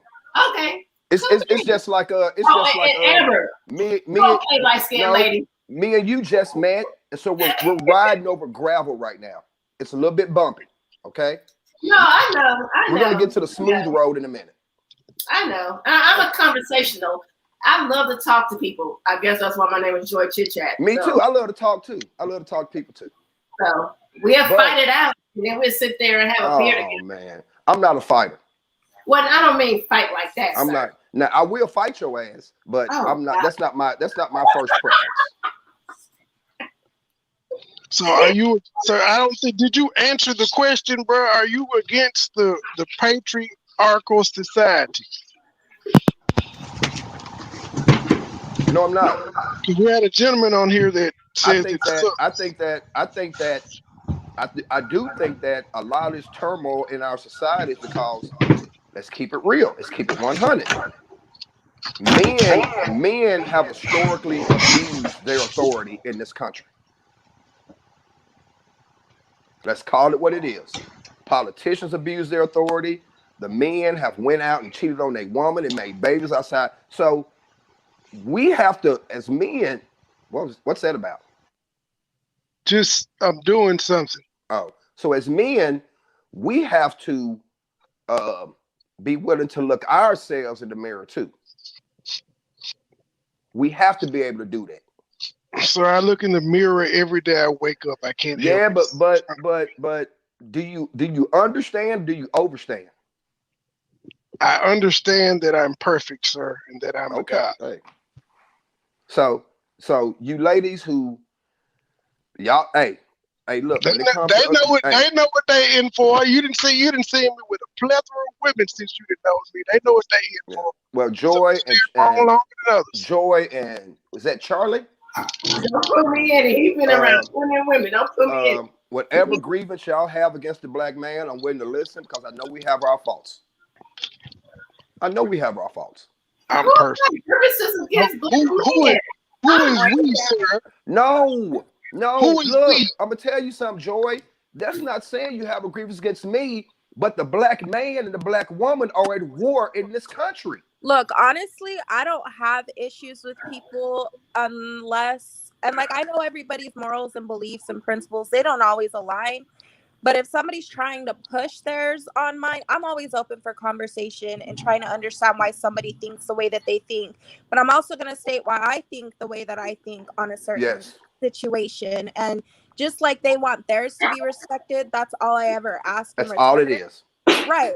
But for me, it becomes an issue when somebody tries to override and try to flip your influence, because I'm not going to change unless I feel that the logic that I'm receiving can either grow on an aspect that I'm already in belief or encompassed to.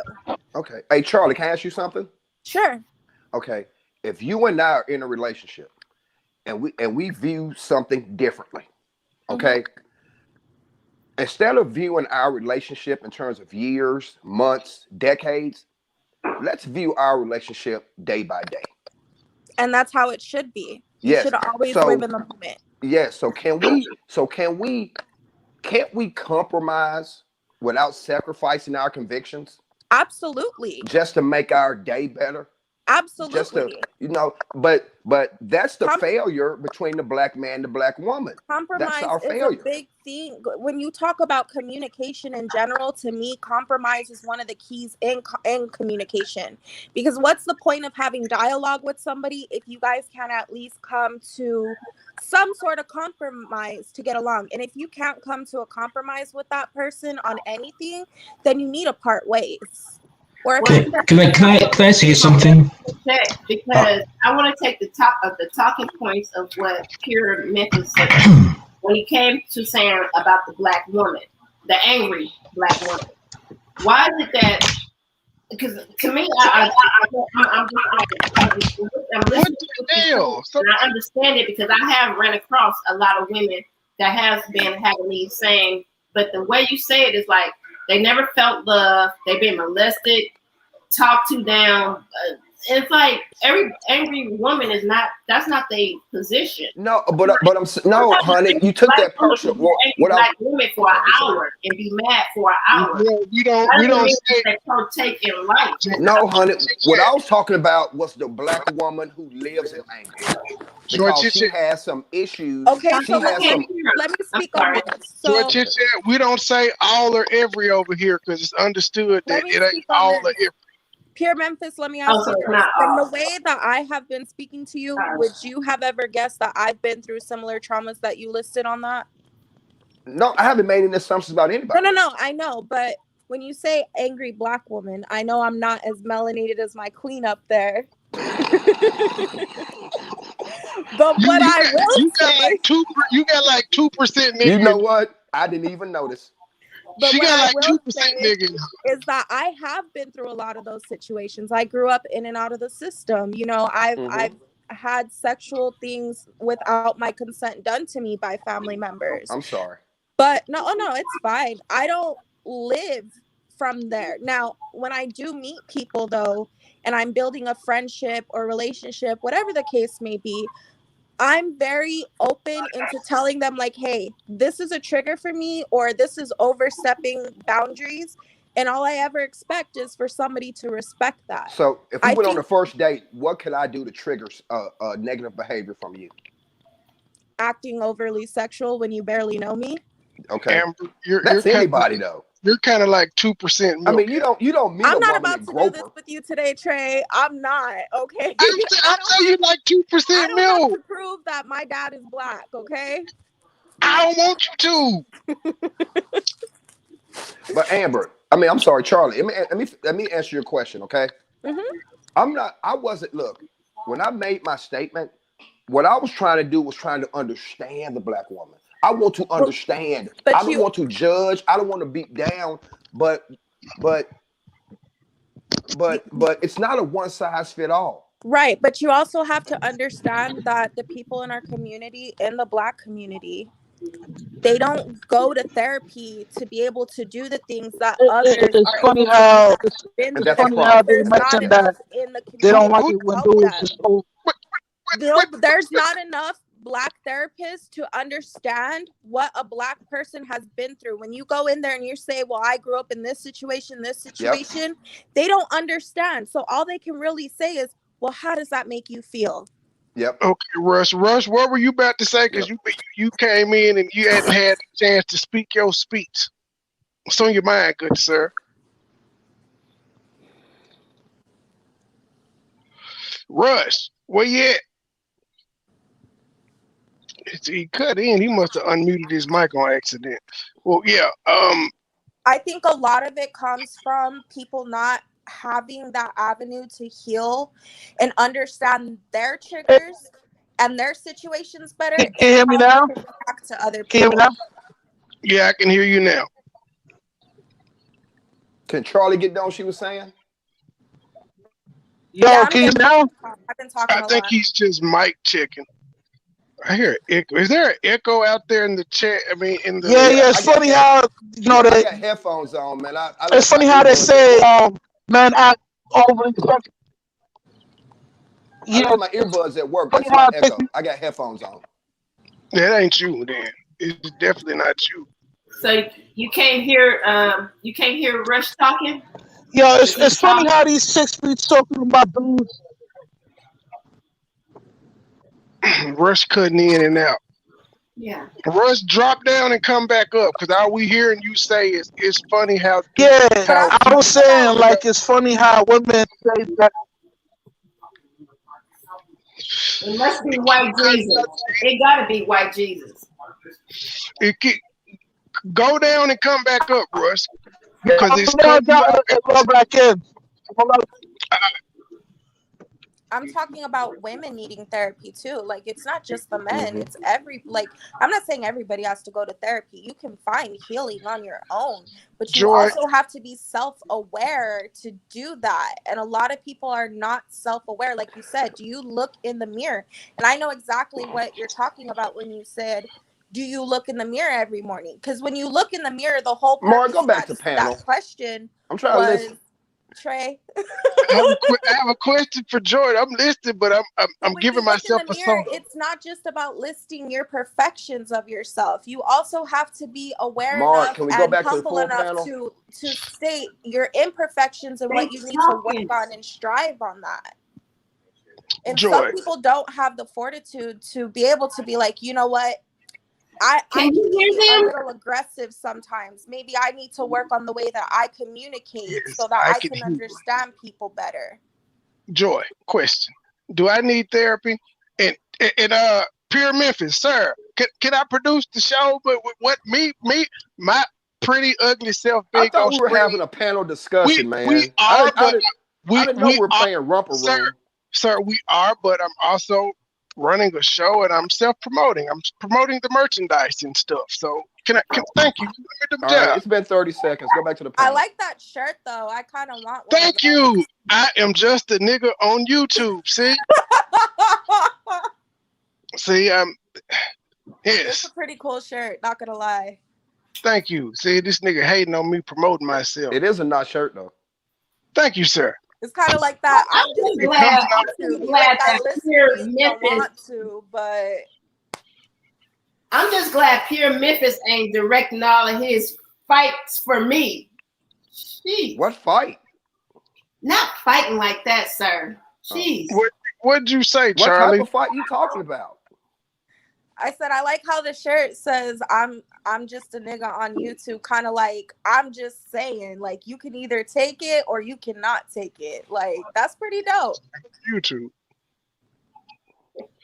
Don't make me your god. Wu-Tang.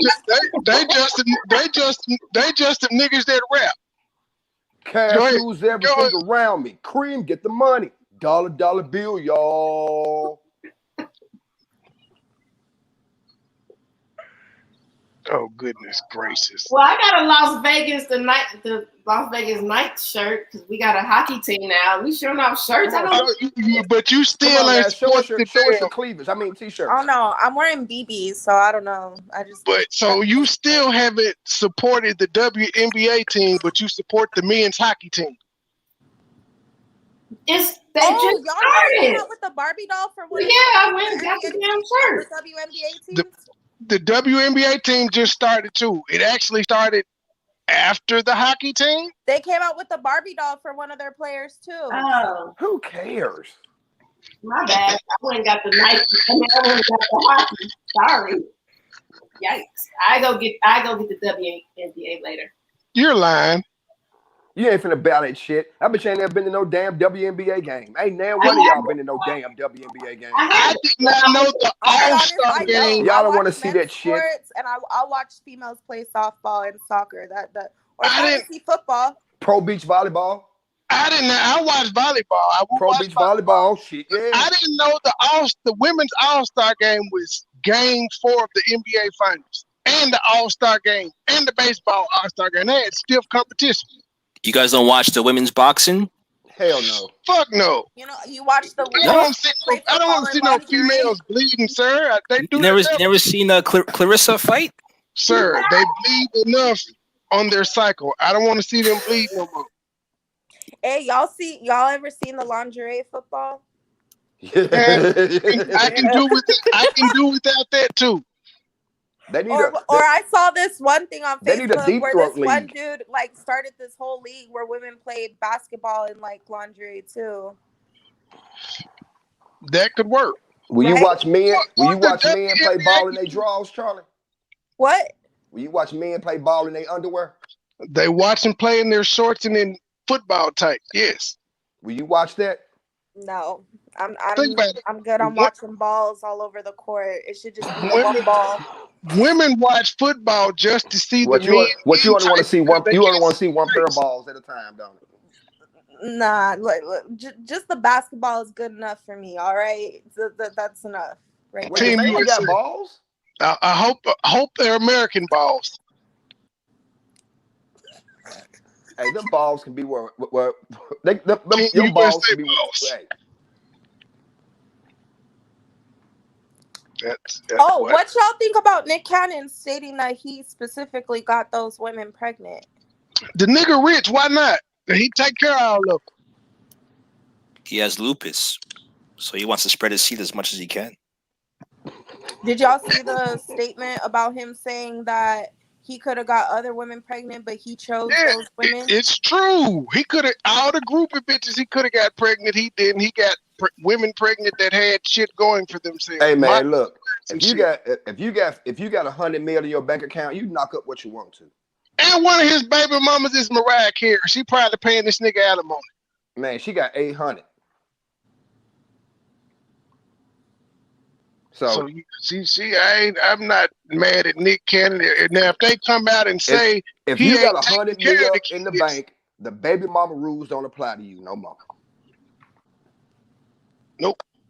Well, hold on, but you still got to be present though. Like I was gonna say you can't. But it ain't no money factor. Why can't he? Right. Why can't but you can't. On but his own though, you still have to have that influential setting. Why can't if they you be a pregnant? bum nigga with $100 million in your bank, Why can't we? Okay, but why can't we just assume that he doing all that as a father? Yes. No, you're right. He's not. You're right. I wasn't. How do you know that though, part of but my what I'm president? saying, You can see his kids on a regular. He's busy working too much. Bro, he might have all that. wasn't there. I said that just because somebody has that, you can't just throw that out the window. Like, not everybody's fit to be a parent. This man may have all his women living in one house. I'm assuming. My problem is I give everybody the benefit of the doubt. If you tell me you a mom, I'm going to assume that you a good mom. Until I see otherwise. Until I see otherwise. We've never heard Mariah Carey or any other Charlie, if you say you got 2 kids, I'm going to assume you're a loving mom who puts her kids first in everything. But hold on, though. These people are rich, so who's taking care of the kids? It's a nanny. It's not them. But you can't say that about. Okay, so I'm gonna jump in. Can I jump in for 2 seconds on this one? I'm sorry. I hate when I do that. In this So day Nick and age, had already said because he has the disease that he knows he's not about to live nowhere past. He's been sick. He says that he knows his time is limited. He's having all of these children on purpose because he knows he's about to pass. How many does he have? He didn't disclose it, but I know I think he has like 6. Oh, go ahead. My bad. Can we talk about the fact that lupus is also a genetic disease that could be passed on to the this is my point behind that. He knows he's about to pass away pretty soon. I get this whole this thing that he's saying. But we don't know that. Science makes so many advances every day. We don't know that. Fine. But cool that they'd have a cure for him. What does lupus affect? The thing is, I don't want to hear. I don't want to hear the blood cells, if I'm not mistaken. Sorry, Joy.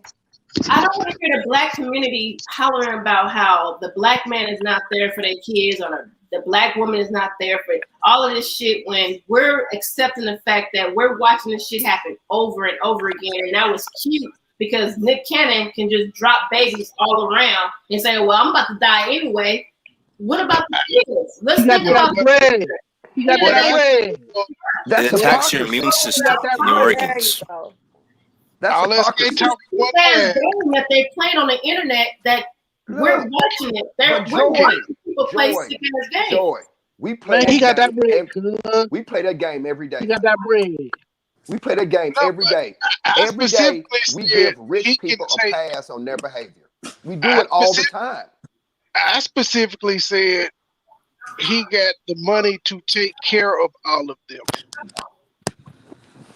Ma'am, you can. Parents die all day, every day, and the kids are just there. You saying, what about the kids? What about the kids? He's rich. He can leave them shit. Something the average person can. Grow up. Money, property, estate, businesses. Shit Money that don't make a child. Man, you can die tomorrow. If that's true, then hold on. If that's true, then why is women declare war on men getting our child support? It's people overseas in war right now dying. So parents die every day. Firefighters die every day. Police officers. All these people are parents, and the kids have to adjust. It happens. It's part of life. I understand that, but when you're doing it on purpose, don't go on the internet and say it out loud. It's like it's not responsible. It's like if he's taking care of his kids, it's Joy, not let me ask you something. I meet you. He got that bread. Charlie, he got that bread. He good. He good. I meet you. He Not got that I ever bread. do this, okay?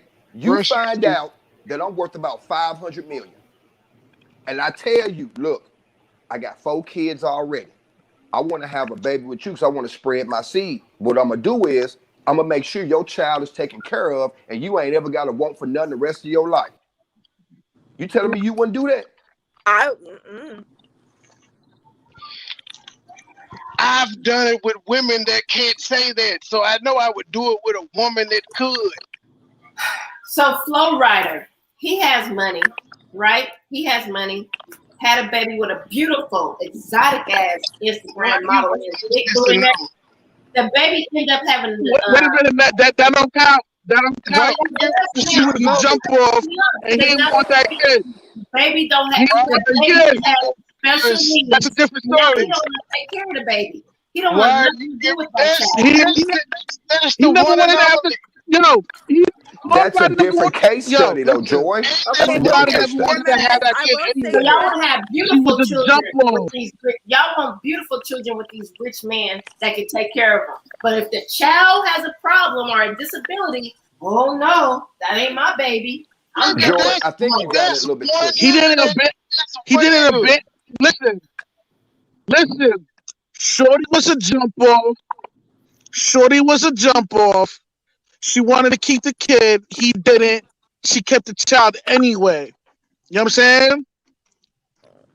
when a dude leave remnants of his semen in you, the man has no rights. It's only the woman. Even if he didn't want to have he didn't want the baby in the first place, but she still kept that baby anyway. Why? Because she wanted to get that bag, and she got what she wanted. No, you can't just say that though. Look, if you leave semen, look, if a man don't want no keys, then wear rubber.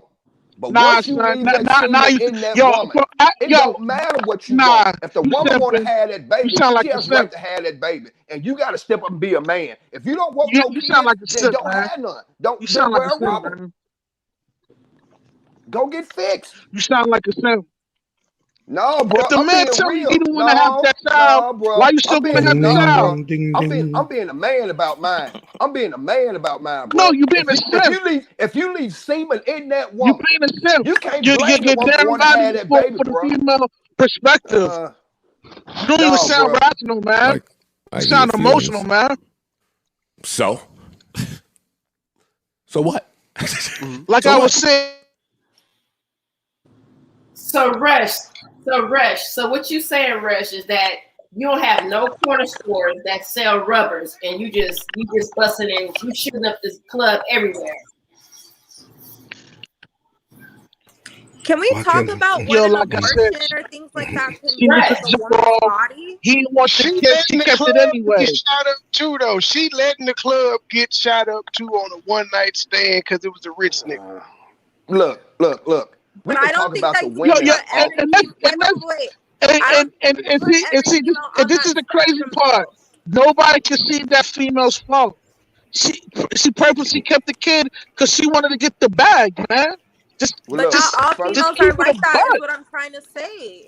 But first of all, we know not all. You don't have to say. We don't have to say all. We don't get to assume that's all. That's the only reason a woman wants to keep that baby. We don't get to assume that. She may have loved that child. You know what I'm saying? We don't get to assume that. And first of all, you sound crazy, man. We're talking about a man. We're talking about a. Hold on, let me say this real quick, Trey. We're talking about a man that's a multi-millionaire. He has notoriety at the wazoo, and there's a her main goal was to get to the bag, and she got it. The nigga was dumb enough to shoot up the club, bro. That's a false assumption. No, it's not a false assumption. This is what these women do. Do you know the woman personally? Males that got the notoriety and they trying to get to the bag, man. And that's exactly what she did. You profiling she got what she wanted and putting them in the same group. First of all, look, Rush. I get your point, and I know how some women are. My nigga, it is what it is, man. I'm gonna call a spade a spade. I know how some women are. I'm gonna call a spade a spade. Right now, you sound like a simp. Okay, whatever, bro. You sound like a simp, man. You be saying these toes out here, man. But the end of the day, regardless of the nature of the woman, a man does not get to relieve himself of his responsibility. Now, if this woman is low down like that, if this woman is low down like that, then why is he doing his part? He's doing his part. He's paying for a child that he never wanted in the first place. No, he acting like he just abandoned it. Once you bust a nut, bro, it ain't on you no more. If that woman get pregnant, bro, you gotta take care of your child. Okay, so Rush, do you know what conversation we talking about? Because Flow Rider is not paying for I don't know the subject matter, so just get me up to speed real quick. So you just did all that argument for Flow. You just did all that arguing for Flow Rider, and you don't know the logistics of the story. Niggas, ladies and gentlemen, niggas. I thought you knew what you was talking about, Royce. I thought you knew what you was talking about. I thought you knew what you was talking about. Hold on. I know what I'm talking about. She jump off, she wrong off. You heard? God damn it. Where's my Well, my man MoneyBoy Trey in the building. He said, hit that like and we gonna fight. Make sure you check him out on YouTube. This nigga's uncontrollable.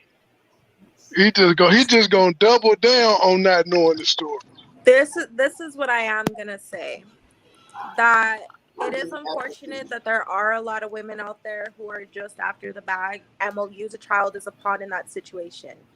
It is unfortunate. However, there are women out there who that is not their sole purpose. Like, that's not the reason why they will keep a kid or in a situation like that or anything. Like, abortions and things like that take a heavy toll on women's body. A woman can get an abortion and never be able to have kids again because of getting that abortion.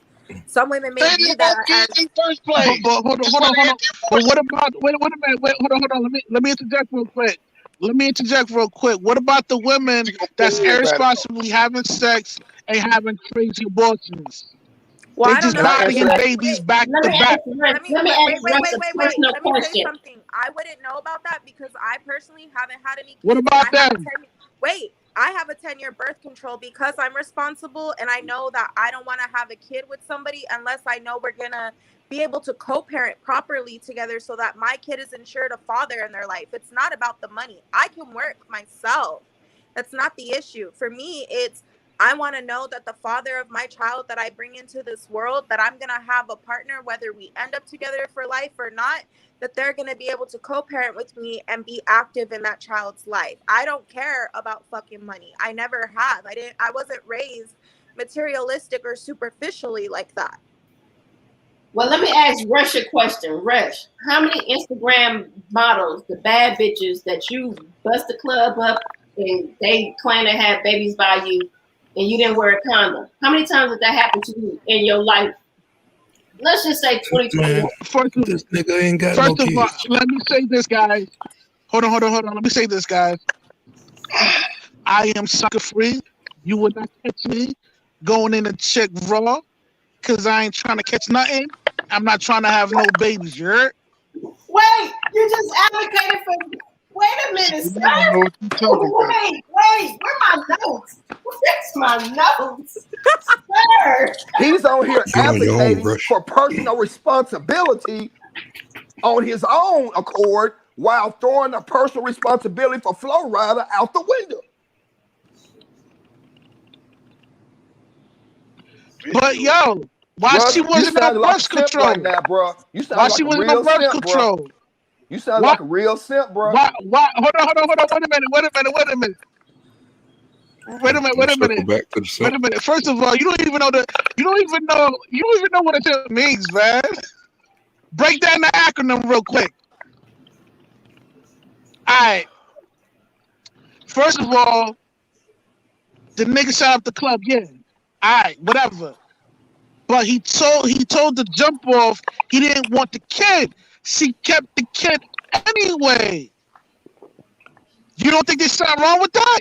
No, because as a man, and when two people decide to lay down and do whatever it is that they're gonna do, that's consent, number one. Number two, you should be responsible enough to know the possibilities of what you're getting yourself into. And if you don't recognize those possibilities, whether it comes to STD protection or whether it comes to fucking this is why I advise men. This is why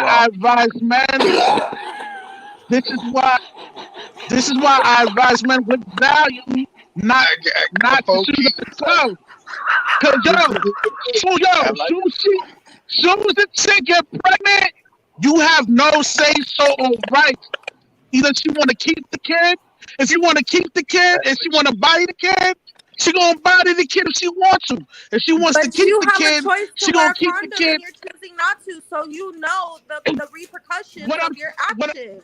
What I'm trying to say is, men have no rights as soon as they knock up the chick. I just got done saying that. The man had the right in the beginning if he would have put a condom on. How about that? Thank you. I just got done saying. No, he doesn't have. No, listen. As soon as a dude gets you knocked up, he has no leverage. He has no right.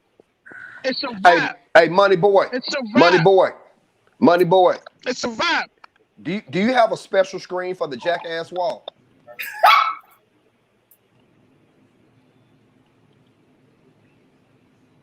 There it is. Mama's cooking. Mama's cooking. Sprinkle this out. Mama's cooking. Sprinkle this out. Mama's cooking. Sprinkle this out.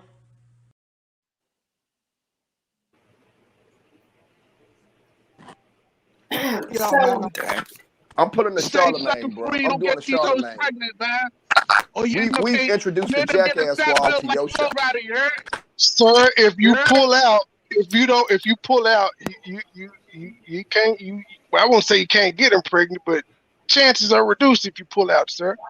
Pull out, nut on the stomach. That's why you wear nut on condoms. the ass. Stay sucking free. That fool said nut on the stomach. That's what I mean. The belly button is a nut holder. I'm just the calm catcher. I'm just laughing at the just laughing. But then y'all forget that there's pre-cum too. So I said it reduces the chance, Dr. Charlie. Dr. Charlie. As somebody who's on birth control that lasts for 10 years, okay, I do my responsibility and due diligence to protect myself. Well, now, see, what are you gonna do? That is the white side of you. Wait, that's the white side of you. Black women don't take birth control. Black women are allergic to it, and they got some type of excuse. Are you gonna really sit up here and say that? Are you on a lot of them say that. Joy, are you on birth control? So now you're asking about my lifestyle. Now you're asking about my lifestyle. You're the black woman. You're the black woman on the panel. Are you on birth control? I am a black woman on the panel, and you are also. There's two black women on the panel. And I said black women, which is personal. Which means, are you fit? So you well, hold on. Man, I was just pointing out. I made a generalized statement. I said she is on 10-year birth control because she's 2% milk, and then I made a statement. What birth control lasts 10 years? Let me tell you what. It's he don't know. Don't worry about it. Anyways, she said that. Let me tell you why I'm on birth control, because I grew up with my black cousins, okay, who decided to have kids with different baby daddies. They want to have a whole bunch of kids, and I didn't want that for myself because I saw what those kids were going through with the lack of a father in their life, a consistent father. The moms weren't on birth control. And also because my black father instilled in me not to just lay down and get pregnant by anybody. I'm 25 going on 26 and I still have no kids. So when's it expire? Okay, and that makes for a big ass difference in the conversation that he's asking me. She's 25. Hey, Charlie. I'm 43. So yeah, you can't ask me if I'm on something. Hey, Charlie, don't let nobody make you feel wrong for having a responsible lifestyle. I like them pregnant and barefoot. It's not even that I never feel wrong for being responsible in my life. What I do get upset about is when people try to say I'm not black. Who says that? But Charlie, my question to you is, when does this 10 years expire for you? When does it expire for me? Yeah. I've had it for, let's see, I got it in 2017. And then I go every twice a year to make sure that I'm good with it, that like it's where it's supposed to be and everything. Do you not have a concern that it could prevent you from getting kids when you want it? Actually, it increases fertility when you get it removed. Okay. That's then I actually have a stronger possibility of having twins. You about to hit 30, the wall around the corner, kid. And even when you gonna be able to have kids in the future. Even when you go to get checked up, they can still tell that I'm still fertile. Like they tell me, you're really fertile. Do you want me to take it out? And I'm like, no, I'm not ready. Like I haven't finished school. Like I'm not where I want to be at. So is this something inside your body that dispenses in a timely manner? So is it an IUD? Okay. Yes. Okay. Oh. Chit. We had no, that's not nice.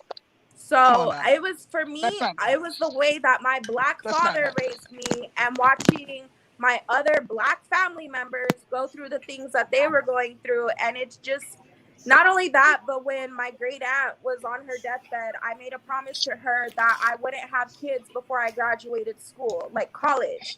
And I made that promise to her. Was she white? No, she was black, Trey. Okay, I'm just asking. Thank you very much. I'm just asking, but the other black women that you talked about didn't take birth control.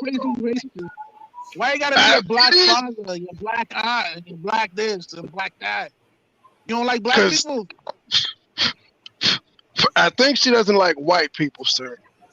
I don't have a problem with anybody. She's the Michi X of the panel. First of all, I'm Greek and black. I don't have an issue with anybody. Okay. She denied her I sit on the 2% fence when milk. it comes to it, but you're not going to sit there and tell me that I'm less black just because I have something else in me. Because at the end of the day, I go into the corporate world and I'm still treated like I'm a black person. You're half black. You're not fully black. It doesn't matter what I am. I'm still you don't black, even look like bro. one of us, man. You look Oh, like one come of on. them. No, you can't see that, man. Yes, she does. So you Rush, your figure as big as second If I hole, snatch bro. if I snatch Rush. the wig Racially off right now, ambiguous. you'll see nothing but a Keep fro it a under buck, it. So I man. don't even want to hear that shit. Rush, you you're know wildin', that? man. Rush, I have 2 aunts that came from a dark grandmother, Who are and light skin. and their name is Red and Yellow Bell. Black people coming out type of shades. Not only that, but my They father's come in mom was shades. full black. But they're not mixed though. I'm saying my aunts are not mixed, and they are just as light as her. Because my grandmother, my genotypically they're grandmother, black. who is my dad's mom, who is full black, I'm an exact replica of that woman from the beauty mark to the skin color, and she was full black. So you're not gonna sit here and tell me that I'm any less black than anybody else in this world because I still have black in my blood. Relax, man. Rush being a dick. I don't play that colorism shit, bro. Like I really don't. I'm so sick of it. What do you So think? let me ask You need a black daddy, a Amber, black give me a mom, second. and black dad. Well, hold on, Rush. Amber, give me 2 seconds with Rush. So, Rush, do you have anybody in your family that's fair skinned, that's lighter than you, rather? We are dark skinned. I have white. Give me a second with Rush.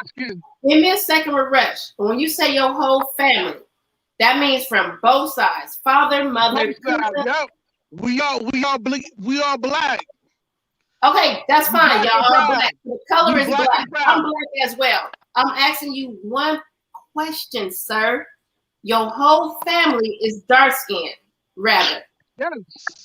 Yes. Everybody. So you Yes, met your everybody. whole family all the way down. All the You way went to down. family reunions and everything. Yep. None of them look like Charlie.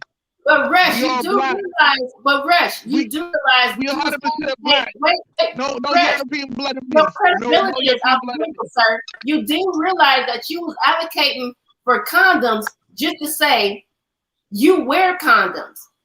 So now you're saying your family is all dark skinned and you met them all, everybody. You don't make no sense right now. And I'm just being honest with you. How you gonna tell me what my family is? And just the way how you gonna tell Amber what her family is. Same difference. The same conversation. How you gonna tell her what she is? And you Female does not look black. She looks white. Money boy. Trade. Money boy. Trade. Private jet flights overseas. Damn piece. Y'all good? I'm fine. I'm great. I'm feeling good. Rush, what type of condoms do you use? Yeah, that's a lot of questions, man. But you can't answer. But I got you by G.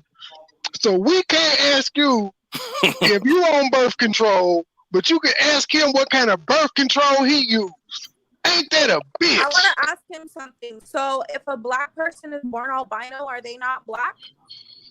No, that's why they call it albino, buddy. You're not albino. You're white. I didn't say I was albino. You got that Esau blood in you, man. She's not white. She's mixed, sir. She's both. My she's great grandfather came here off the rowboat from Greece with his 10 kids, and my father's ancestors She's not one of us. slaves, sir. My She's not family one of comes us, from man. West Virginia and Greece, She's one so of I them. really don't give a fuck what you have to say. I know that I'm black, and I know that I'm mixed, but I'm still black. So just because my skin complexion is a lot lighter, because I wasn't blessed with a lot of melanin in my skin, my hair would speak for itself if I snatched this wig off right now. That's her black fly, honey. Hit the link that I just dropped in the chat. Corporate America right now. Man walked into corporate America right now. You know they'll pick you before me because you look like I don't think so, sir. I'm a smooth talking motherfucker. I've experienced fucked up shit. I'm a smooth talking motherfucker. I don't think so. They pick me because I know how to conduct myself and I can speak properly, and because you're choosing to be ignorant. Amber, I think I would give you hell if we both interviewed for the same job. Well, yeah, Trey, this is not about you. I'm talking to the young lady over there. But I'm saying I will tap into my white side on that interview. As I said, I will give her a job. So I ain't white in you. You're black. Shut up.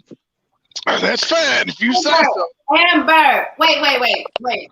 Amber, you okay? Please don't. No, I'm really not. Don't do that. Ignore Rush.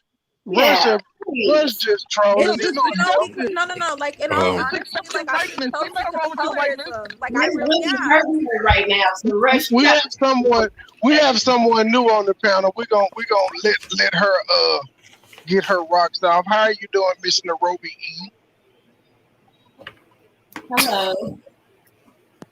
Hello. What's on your mind? It's open panel, so whatever topic, you don't have to talk about what we're talking about, but if you got something you want us to talk about, we're here for it. Give us a topic. We're here for change. Right now. Thank you, Joy. We're here for change right now. So you have a topic that you want to talk to us about, please let us know. Yes, because it was starting to get heated. I ain't want to have to drop no mama's cooking in the panel. Are you muted? No, I don't believe I'm okay. Can you hear me?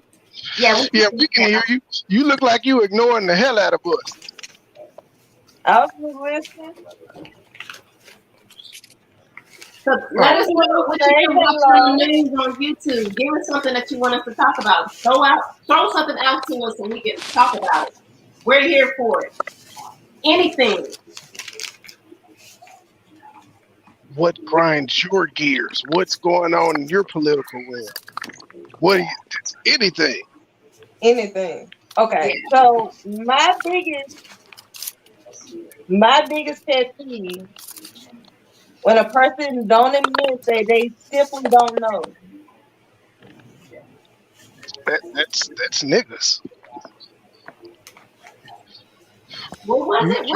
What did you say? She said her pet peeve is when people won't admit that they don't know something. I said that's niggas in a nutshell. Like my guy was did earlier. He ain't know the flow rider story, but he argued that shit to death that he knew what was going on. And then he doubled down on it. He said, fuck that shit. She was a groupie. You heard? So basically taking accountability for something. Right. Now that was a discussion that me and MoneyBoy had a couple of weeks ago. Was it a couple of weeks or last week on my channel about accountability? That women never take it? Yeah, we did. Yeah. So that is taking accountability and just committing to it. So how do you feel about it? We all know these groupies out here be headhunters for these niggas, man. Let's not even sit here and pretend that this don't happen.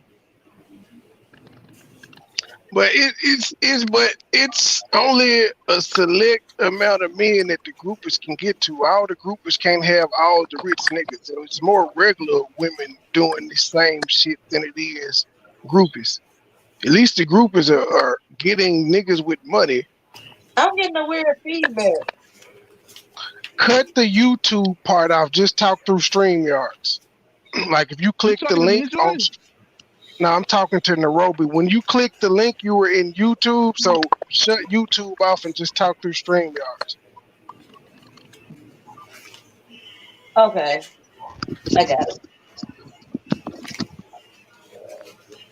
And what were you saying? Who said what? Joy, what'd you say? No, I was just still speaking about the accountability situation, about how if you admit to something, can you double back and say, okay, yeah, I was wrong about that? Because we do have issues a problem with that because I'm gonna say this out loud. I do have to apologize to MoneyBoy in public for something that has happened in private, and I haven't yet did it because I was an ass about it. I allowed other people to get in my head, and I went at him upset, and then we fell off for a couple of moments. And I just want to publicly say I was wrong for that, like literally. Even though he's saying he still wants to see some titties, at the end of the day, my apologies don't mean shit. But at the end of the day, that's how I didn't say your apology didn't mean nothing. I said I'm a simple nigga. If you really want to show me you sorry, let me wake up to some titties. So yeah. I'm like, she's sorry. Yeah. It's all about accountability. And so yeah, when you gotta admit when you're wrong, just to say, oh, I fucked up. And right now, Rush, you fucked up. Chris said he just came to troll. I'm trolling. That's why I told Charlie don't ignore Rush. He just trolling. Hey, Joy. Joy would wife you. He talking all that shit about you. Hold on, MoneyBoy. Yes, Urban. Yes, Urban. I got a question for the ladies. How long did it take for a woman to admit when they're actually wrong? Never. Once I process my emotions and my ego about the fact that I was wrong and I'm gonna have to admit to it, then I will. But I do have to like take a step back and like process it, because I think for anybody it can be a little bit of, it can like have a feeling of like embarrassment to admit that you're wrong. Yeah. So I just allow myself to process, but I will definitely admit when I'm wrong. I'm always right. You heard? How long do it take men to admit that they're wrong? It depends on the I do it instantly in most cases. Yeah, me too. So why do it take women longer to process? No, we're not gonna glaze. Wait. He said most cases. Most cases. I am kind of. And then Urban easily chime. Yep, me too. Yeah, but every time, let's put our business in the front. Every time I offend you, do I not immediately rectify my offense by acknowledging that I did it and saying that I was wrong? Or do I drag that shit out? Hey man, yo, put that jackass in for it too, nigga. Oh hell nah. I don't know what the fuck. So you didn't answer the question, ma'am, nor did you answer the birth control question either. Wait, this is what I will say. I think for me personally, it takes me at least a little bit to process. I'll definitely admit it within that day, but I just kind of have to process because I go into things so confidently that I'm just like, damn, like I was really fucking stupid. Like I went into that way too confident just to be wrong. So like I just kind of like got to step back and process. But I definitely man ain't never wrong. We always right. So women have egos too, then. Yeah, I'm about to ask that. Ego. Everybody. Freud said that himself. Everybody has an ego. It doesn't just succumb just because you have, testosterone, a whole bunch of testosterone levels. Like, no, everybody has an ego. It all just depends on how confident you go into a situation that dictates how strong your ego may be in that situation. Ego plus emotion. May I ask something, please? Y'all were speaking about the ego. I don't think it's a shock that we all have egos. I think the male ego gets glamorized, but we all have egos. I think the difference between a child and an adult is an adult knows how to put their ego in check.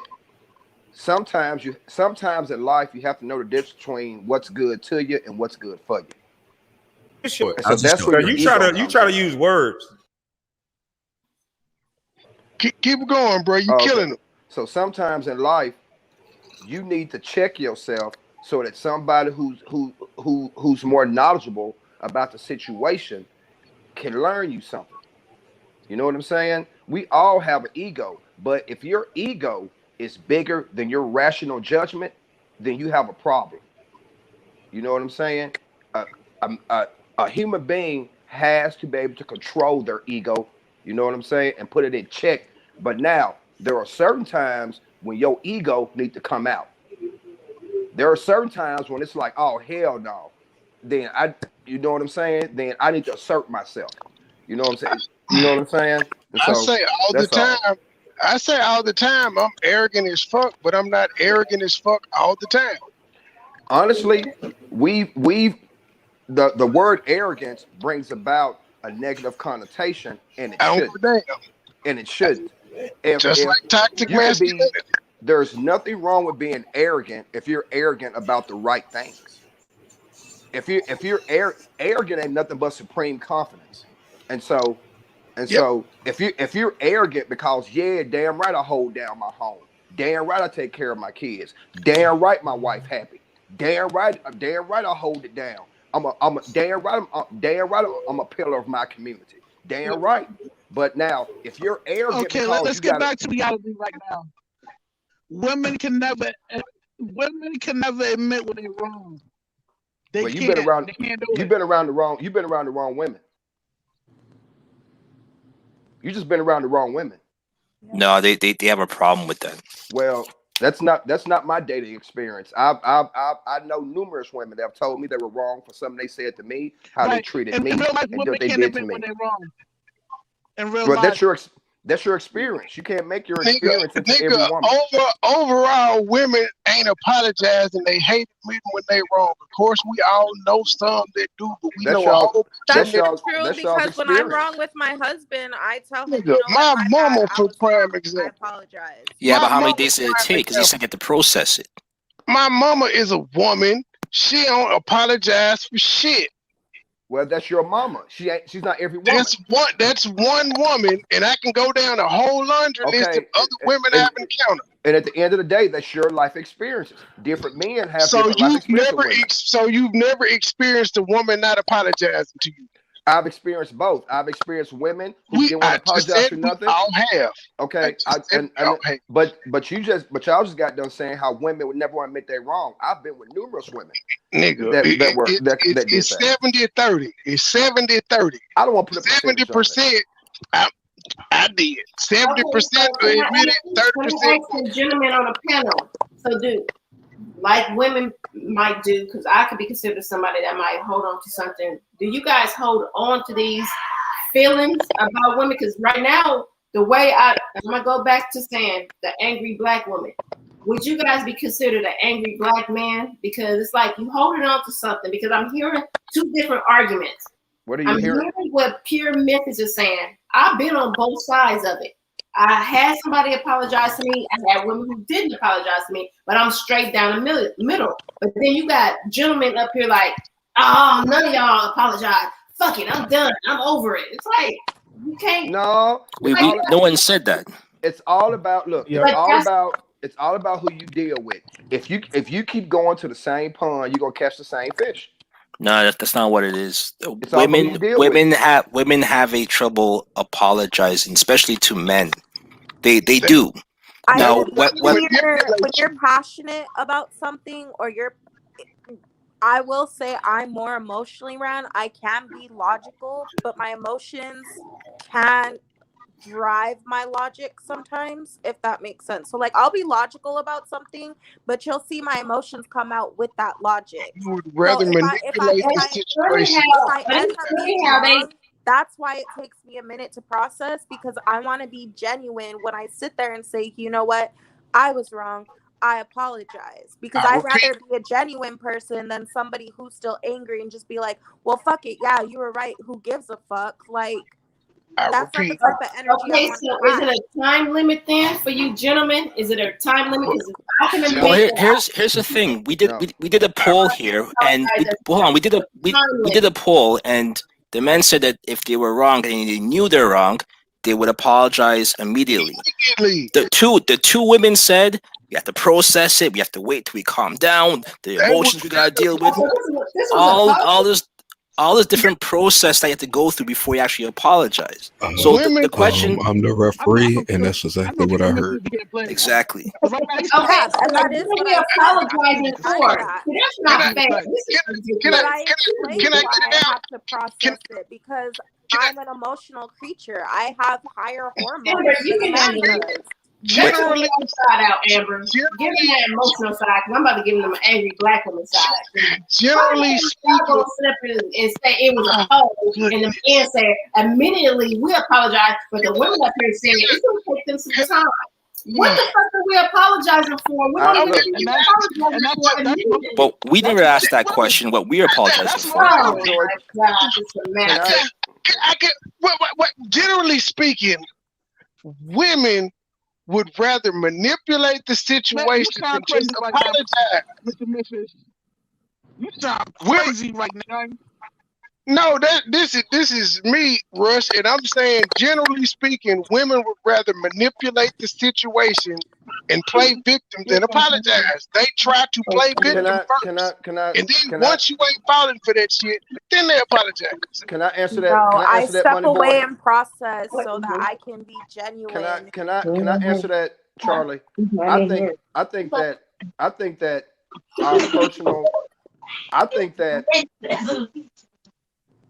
that it's a personal security issue.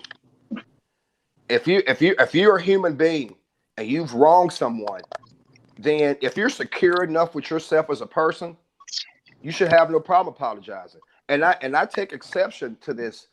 I take exception to the rhetoric that there is some type of time limit on an apology. I'm not going to sit here and tell you that I apologize in an hour, a week, or a day. That's not life. I could realize I'm wrong. I've wronged you 2 months from now and call you and apologize.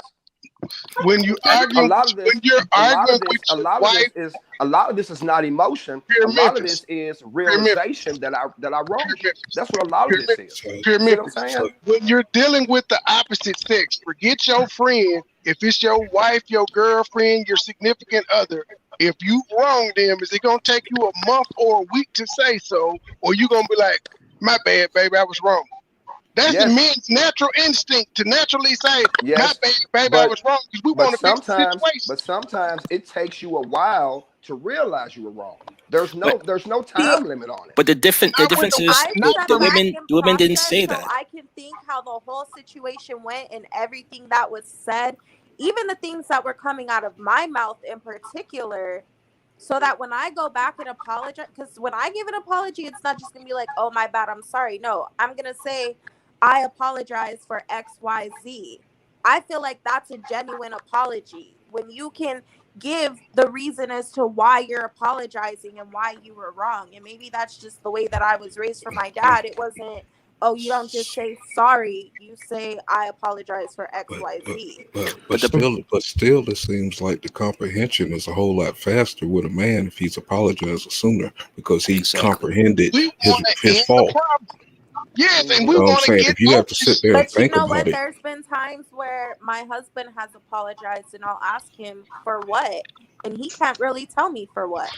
Just because you can't tell me what you're apologizing for, is it even really genuine, or are you that makes it false? What's the purpose of the apology? Wait, or are you just telling me that you apologize because I offended you?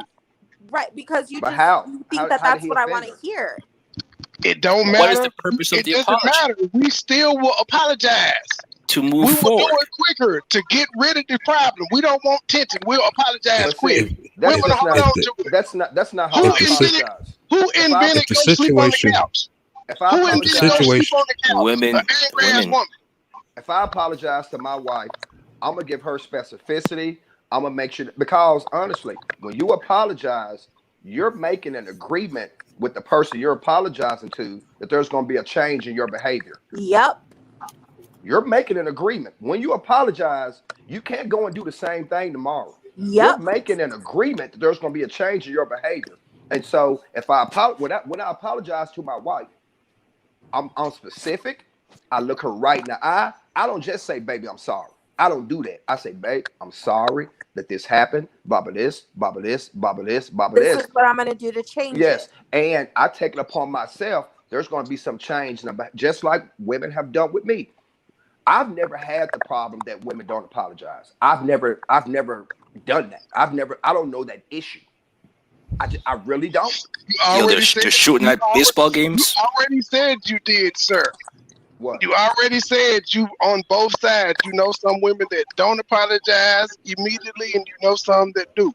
Yeah, but I'm you talking can't about take it back now. No, in terms of women I'm in a relationship with. You were speaking in general. In terms of me So being you've in a never relationship. you've never been told to sleep on the couch. No.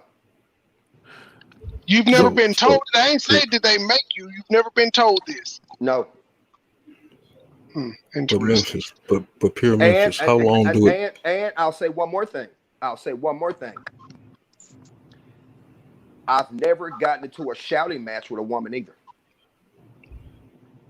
Talking smart to a pimp, you done broke the first rule. I will come on your job and I will act a damn fool. No, simply because if I'm getting screamed at or yelled at by anybody, I'll disengage. If your boss walk in, I'm gonna play it off cool. But if he step in our biz, fill in the line, pure Memphis. My thing is this. You can't fill in, sir. Fill in the line, sir. Dude, that's a song meant to make money. That's not real life. Can you fill in the line? No. God damn it, man. Mad Military. Can you fill in the line, sir? Pure Memphis? Nope. If your boss walk in here, I'm gonna play it off cool. If he step in our biz, what happens next? I'm gonna slap his ass too. Thank you. Hey, check this out. Check this out. The reason why I asked this question is because it's a two-part to this question too. Now, the other part is this. The reason why the average woman find it difficult to apologize right then and there is because it creates a certain vulnerability with them. They feel vulnerable. I'll admit to that. And so it's up to us as men to allow them, when they feel vulnerable, it's up to us as men to comfort them and let them know that, hey, you're in this space, we're in this space together. So wherever situation that we're disagreeing with, it's okay. It's all right for you to feel vulnerable that way. But I'm not here to use my ego to make you feel bad or anything like that. I'm here to solve the problem with you. There's an issue, I want to solve it with you. So let's solve it together. So take away their accountability. And Urban, that's what that refers back to me saying that sometimes for me personally, it's like you go into something so confident and then it's like, no. And it is kind of like a blow to your ego. And you do have to be vulnerable to be like, to let that ego go. So apologizing is a blow to your ego? It can be if I go into something. This is why women don't apologize. I do apologize. Admitting though. that I you never said wrong. I don't apologize. I take a step back and I process because I'm also the type of person that does appreciate life's lessons. Well, I'll be honest with y'all. When it comes to this stuff, it's all about who you're dealing with. I do not think that we can sit here and paint these generalizations about all men and all women. I don't believe in that. I just don't. I think it's all about who you deal with. Only women say all and every, sir, not men. We understand it's not all. And I want to step in for Amber and not take over her conversation because she is a married woman, but she also is a woman of a certain age. She is, I believe, 24, 25? 25. So she's way younger than a couple of us on this panel right now. So I understand her position of saying, well, that is a blow to my ego versus me with my old ass. If I do something, me too. I gotta be like, I fucked up when I did that. I need to apologize. But MoneyBoy know that it do take me a moment, and when I do apologize, 6 days to be exact. Hey, you know what, Chit Chat? I was going to introduce point to Charlie or Amber. I was going to, but I didn't know. I was trying to find the way to broach that situation because when you're her age, it's hard to compartmentalize emotion from rationale. It's harder, but as you get older, it grows better. It's definitely a better. lot better from when I was like 18, 19, or just starting off in my marriage, you know.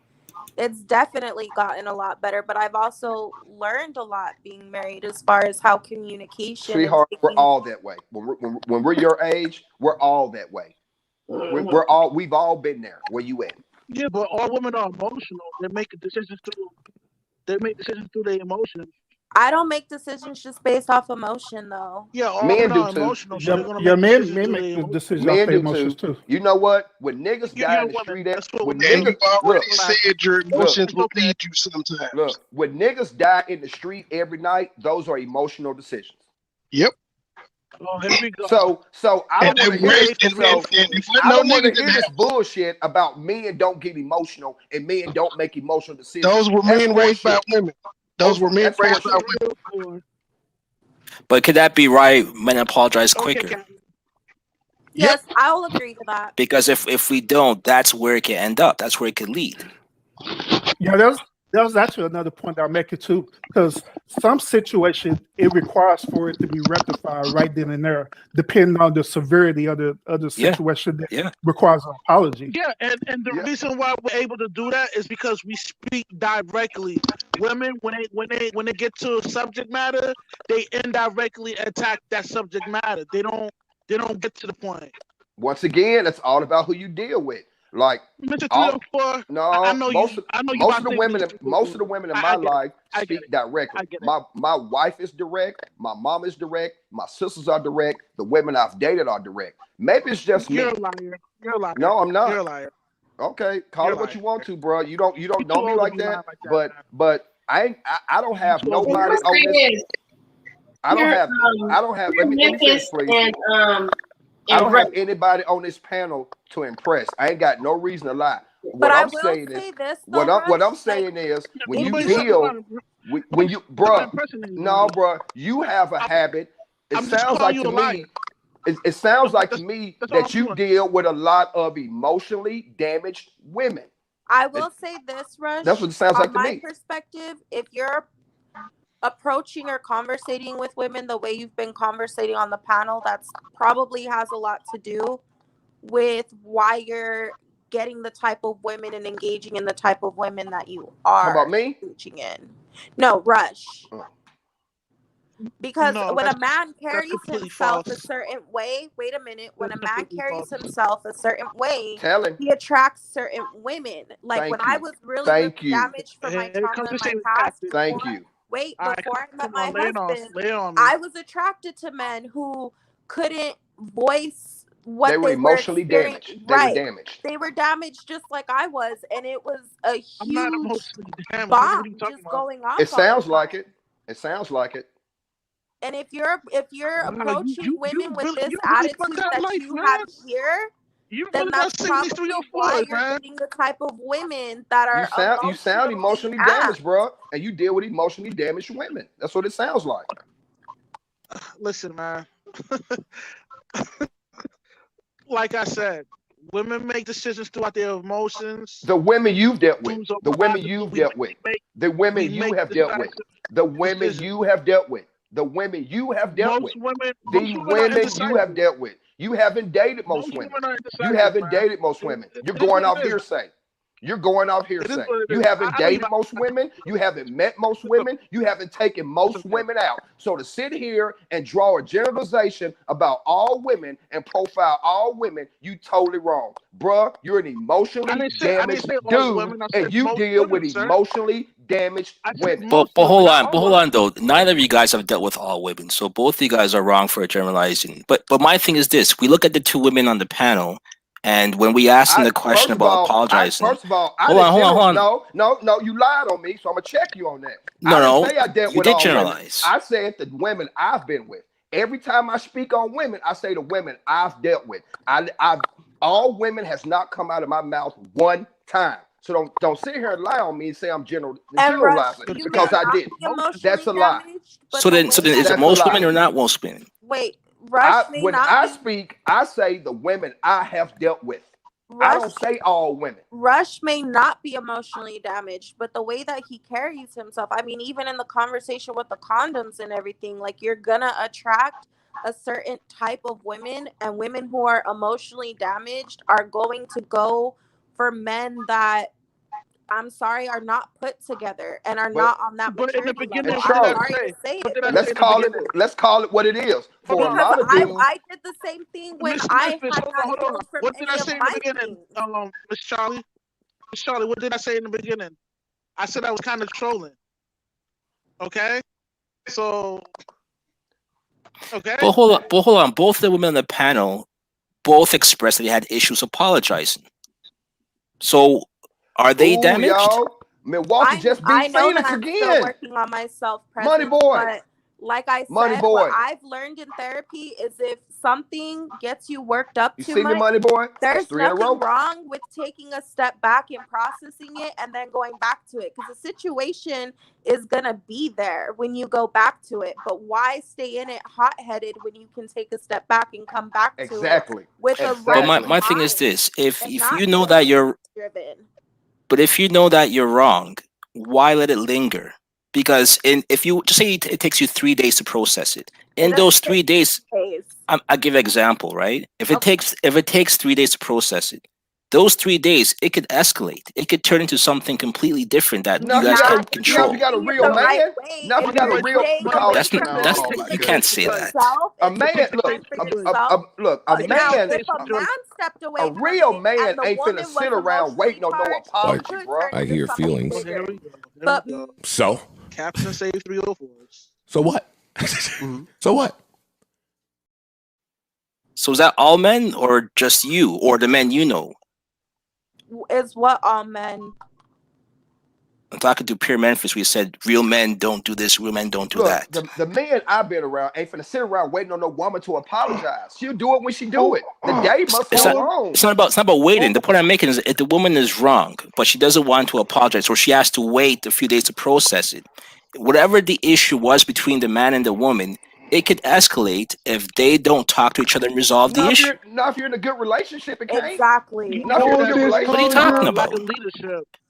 Pure Memphis is not from What North I Memphis, was by the way. wait, hold on, presence. What I was taught specifically in therapy was if I'm too emotionally charged on something, that there's nothing wrong with going for a walk and processing it and then coming back to it and talking about it with a logical mind rather than the emotional. Because as I stated earlier, my logical mind can at times be attached to my emotions, and if my emotions run too high, there's no point in having a conversation with me. It's And gonna that's what we need. So I'm taking the that's what we need more of. We need knowing more how people. I am and having respect for my partner to go for a walk, to go to my room and just sit there and really think about everything that was said, whether I journal about it, whatever it is, just sitting there thinking about it so that I can process the emotions out of the way and then walk back in and be like, you know what? Hey, I thought about it. I processed it. I'm calm now. Let's talk about this. I apologize. I was wrong for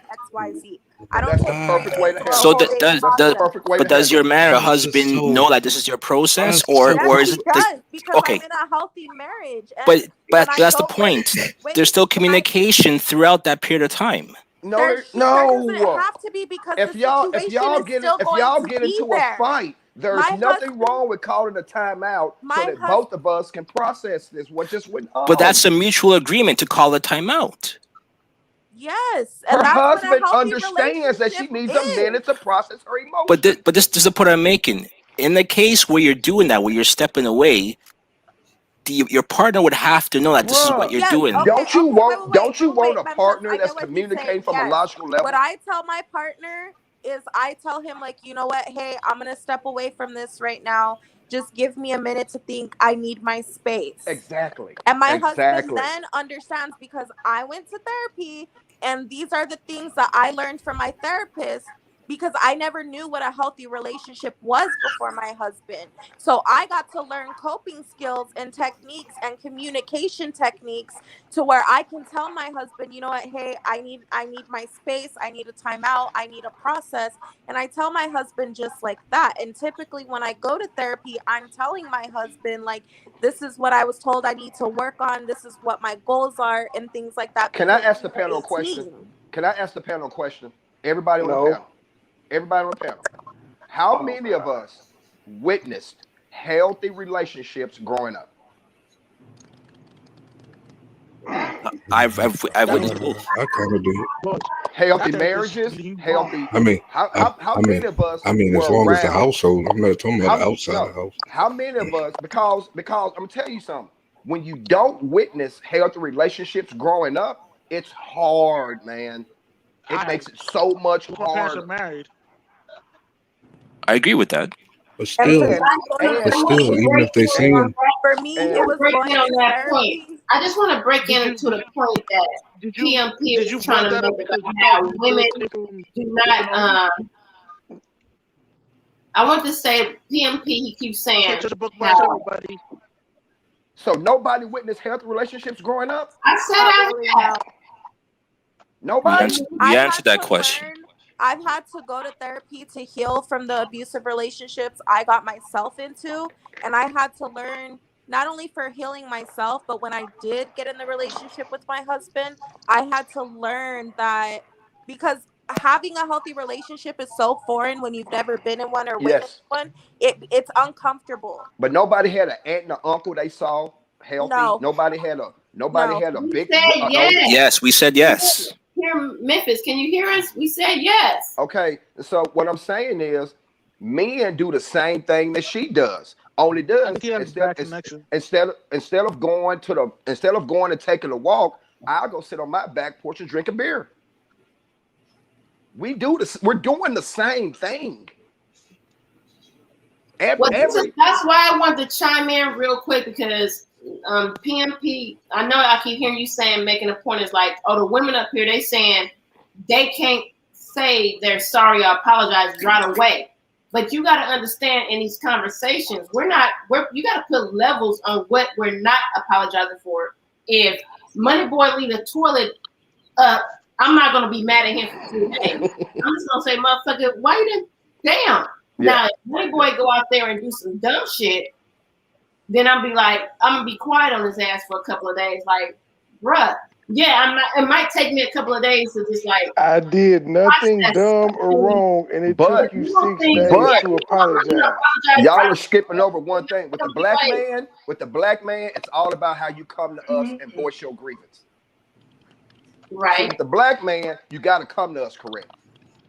You got to come to us correct, man. If you come to us, motherfucker, guess what? You're gonna get shut down. You're gonna get motherfucker back to you. Back to you. It's all with black men. It's all about your presentation. And then you gotta understand we're at a different age level right now. Like I pointed out earlier, Amber is a lot younger. I'm gonna say 10, 15 years younger than a lot of us on here. I don't know, I'm not everybody, but I'm gonna say for myself, she's about 10 years younger. Oh, me too. I'm right with you. So when I get mad, somebody gotta really piss me off. I'm not gonna get mad. I'm not gonna just say I'm not sorry to him. I'm 27. I'm her age. I said some fucked up shit to MoneyBoy the other day, and I had to think about it. Like that was messed up because I took something way somewhere else, and I put it off on him. And it did take me a day before I thought about like, yeah, that was messed up. That was messed up for me. 6 days before I got the apology. 6. I just learned that you didn't talk neither, so you wanted to put it. Just come on, stop. I've had it wasn't to 6 days. I'm like Jordan. Up to myself in a healthy relationship and be comfortable with it. And when a third, using I feel statements, you're not directly telling the person, well, you made me feel this way or whatever. No, it's I felt a little hurt when this happened. Just you never want to point the finger at somebody and cause more animosity, but also allow the person to understand that they may have crossed that boundary. There's nothing wrong with telling somebody, you know what, and you know what? Going to therapy, I actually learned that even with my parents, when I have conversations with them and their toxic ways, there's times where I'm like, you know what? I just need my space. I need to process. I'll get back to you. So Amber, do you need your emotions massaged a lot? I do. Okay. I kind of. Okay. I'm a very emotional person. There's nothing wrong with that. I've been through a lot of things that have caused me to be a little more emotionally driven than the average person. And I'm a female on top of that. And I have no issue admitting that. But I also recognize that in myself to know that sometimes I need to step away so that I can think logically, because my emotions, as I said, will tie into my logic. And if I get really upset, I just need to step away. Let me step away. Let me. But can I ask you something? You married, right? Yes, I am. So why are you still on the birth control? Why? Yeah. Because I promised to finish college first. Does dude want a baby? Are you planning on finishing college anytime soon?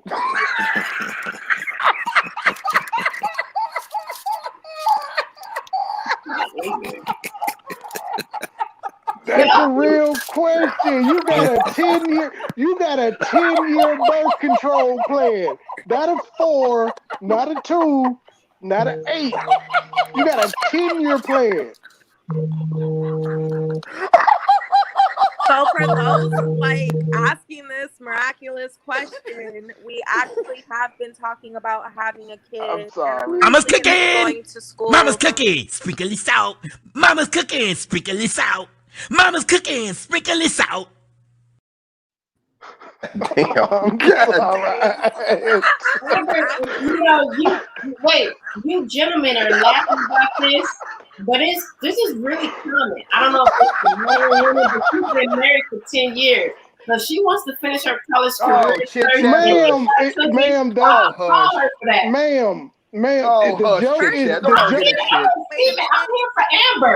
Nobody want to hear that shit. Can I explain? Let me explain. Want to hear that shit. Let me explain the Joy. You can't take up for everything. Joy, here's the joke. I'm explaining the joke. Her saying, "I want to wait till I finish college," is like the nigga that just is forever engaged to his girl. It ain't no time limit on it. I can't. Because she said what kind of degree, like she could want to get her doctorate. PhD. That's the truth. She may want to get 12 degrees like Umar. Hey Joy, you can't dismiss that point MoneyBoy just made. You can't dismiss it. It's overpopulated anyway. Y'all didn't even let America's overpopulated anyway. Let her get her degree. Y'all done asked me about. So okay, go ahead, Amber. We sorry. I actually have been wanting to start my own business. I still want to finish my psychology PhD degree. But wait a minute. For those of you who don't know, y'all need to mute. If this was no channel, I would mute both of y'all because this is disrespectful. No, it ain't. We just speaking about her education before children. Ma'am, we're just having some fun. Then a baby mama. Y'all be we're not dismissing that. Wait a minute. As she just stated, she wants to get her PhD. That could be 10 years, literally. Well, I'm not. Her husband's okay with that. I can get my point across without being interrupted. It was a joke. Let Amber speak, y'all. Come on. For those of you who don't know, I have free college for life to go to any university in the state of Texas if I want, whenever I want. Wait a minute. Because I was in CPS and I graduated top of my class before the age of 18. So I have what's called a tuition waiver through the state. Wait a minute. I have what's called a tuition waiver through the state because typically parents are supposed to pave your way for college. Well, I didn't have that. So the state did it as long as I graduated. All my kids are CPS. Hey, kids, check y'all backs. Wait, so my plan is Chit, you know your kids got GEDs. Go on. My plan is. Hey, I only got one that's 22, and he home from college right now. I got some little ones running around here. My fault. Pack their ass up. You checked me quick, then. You checked me quick, then. My plan is because I have been wanting to start my own business is to go to this trade school, which only takes a year. That will be paid for because I can go to a trade school too, and it'll be paid for. Is that all your hair? No, it's not. I have a wig on right now, but that's besides the point. Let's stop asking questions about my hair. You need to focus on serving your husband. I mean, it is my hair because I paid for it. Focus on keeping your husband happy. Anyways, so my plan is to go to. You want to get an education, Rush? My plan is to go to this trade school for a year. That my tuition waiver will also pay for. Once I start my business, my husband and I have planned on having a child. Then. Is he white? My husband is black, sir. Oh, okay. And then once he been cheated on you. He gonna have about 3 kids outside wedlock.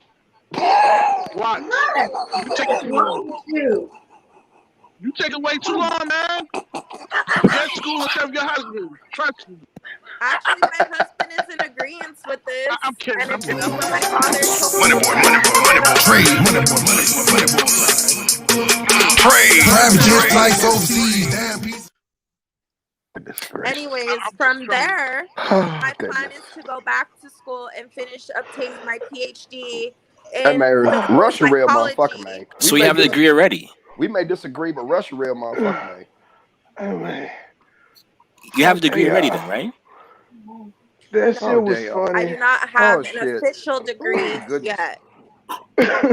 Amber, you know what? Pay these jerks no attention. You're doing great, honey. Pay these jerks no attention. It was a joke, and it was a funny joke. Everybody laughed. Damn it, it was funny. I wasn't laughing.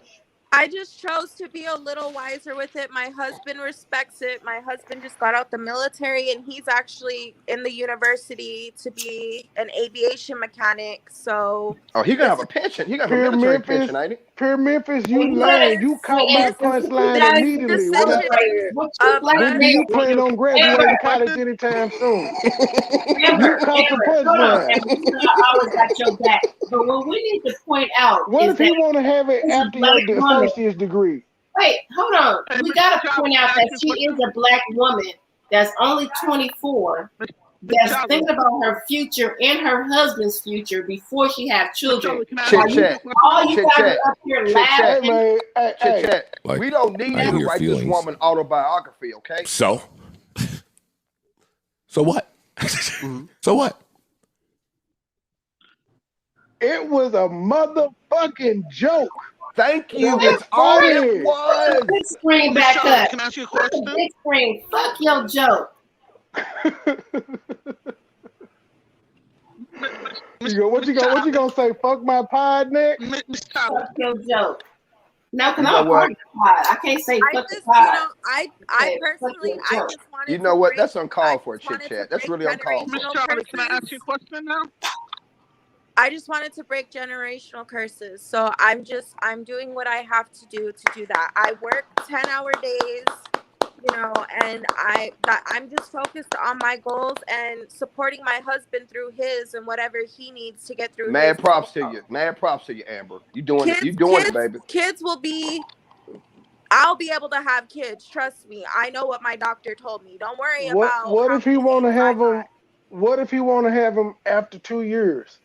Like in the next 2 years, what if he wants to have them? Amber, here's the problem. His little fish might not swim that long. Hold on. Before we start this conversation, right? So we have. I bet you $1,000 when you made that decision. Praise white Jesus and shut this nigga up. Rush, you still there? Now, white Jesus is interfering with this connection. Look, so yeah, I'm still here. My husband and I have talked about the possibility, like if it can't happen, we have discussed about adopting, because me being in the system, I've never had an issue, and I've kind of always wanted to adopt kids. Don't do it. Adopt a puppy. No, if you want to adopt a child, adopt a child. Don't do it. Adopt a puppy. There's too many black kids that are orphans. That shit ain't my problem. Adopt a puppy. I was in that position where hold on. I was so you did this with that because I feel like those kids need love too. I ain't adopting no damn kids. If my wife couldn't have no kids, she'd be ass out. I ain't adopting no goddamn kids. I adopt a fucking puppy. So you did this before you got married? Did what before I got married? Got the thingamajigger. The IUD. Actually, I got it while we were married. It was a mutual agreement between the both of us. Oh, it was a long-term agreement. I don't believe it. That's what you call a long-term agreement. Y'all playing. But might I ask you something? There's nothing wrong with that. How did you have the foresight to get a 10-year implant? So the one that is for 5 years, it has hormones in it. And but 10 years does seem kind of long. That goes along with her education plan. Get it removed. That goes along with her education plan. But the thing is the other one, I can't take hormonal birth control because I'm already an emotionally driven and hormonal individual. Okay. So it makes my anxiety and things like that a lot worse than my thing is. I hope you're not waiting for the perfect environment for a child, because there's not one. No, there's no such thing as a perfect environment. I already understand that. That's not the point. The point is I'd like to be a little bit more stable and responsible myself before bringing a child into the world. It has nothing to do with the environment. Does your husband ever tell you you overthink? Yes, he calls me extra. Okay. That's why she got to take anger management classes. She probably gets violence from time to time. She do look like she can throw a fire pan. Rush going in, man. Oh, damn. I look like I can throw a what? A frying pan. A frying. Wait a minute. Hold on, Amber. No disrespect, but somebody dropped the link for the golden man down there talking about Joy, angry black woman. No, it's not. Chris, he's good. You're an angry black woman. At the bus station, cocaine. Watch. That's a guy from his troll account. Who said cocaine? That's Big came from his troll account, Chris. Oh, you didn't have to delete his comment. I was just messing He didn't know. That's why. So, Joy, are you an angry black woman? No, I was just playing with Big Kane. Cocaine. You good? You should be able to type again, sir. So, Joy, are you an angry black woman? Yes. I can be at times. I mean, do you wear that shit like a sweater? What kind of question is that? You know she angry all the time. She's probably mad right now. Okay, let's segue into it. So what makes an angry black woman? Because I live life. So her name is Joy. What is the opposite of joy? Are you guys angry black men all day? Are y'all jolly and gay all day? I've been known to be angry. Look, I've known to be angry. Black men all day? I'm more I've than been known to be angry. My question: are you guys gay men all day? From the conversations I've had, you try to use words. Don't think she. I'm definitely trying to use Are the you word guys gay. gay men all day? Yes, we're happy all day. Black woman. Are we gay men all day? She means happy. Gay men all day. She trying to use gay words. men all She day? means happy. Really? She means happy. Yeah. She's trying to use words. That's why I played. Sure. I'm doing it again. You try to use words. Yeah, because you guys want to put the angry black woman on us, on me. And yes, No. And see, Joy, you want some bullshit now. You put yourself as the angry person. No, look. No, y'all get offended at that, but every day as black men, we get called trifling, no account, deadbeat, sorry. So the world tells us that every day. No, he didn't say you. The world does. But the world does. You were just up as a self-proclaimed husband that don't do nothing wrong. So who calling you trifling all day? What do you mean? I do. What you you calling mean? you a deadbeat every day?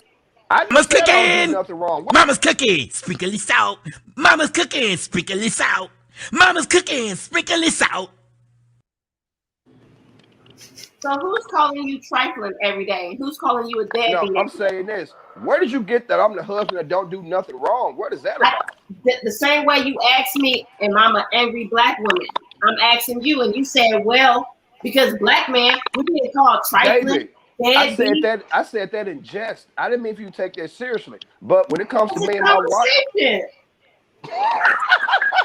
Okay, Joe, we get it. You don't get mad. Okay, we get it. I'm just a nigga on YouTube. I get angry. I yell. I'm typically a pussycat. Man, let me talk to Joy. But I'm not. I wouldn't be considered an angry black man though. Okay, Joy. Look, first of all, I said that in jest. When it comes to me and my wife. Now, who cooked him down? His connection broke. It was white Jesus. Might have been white Jesus.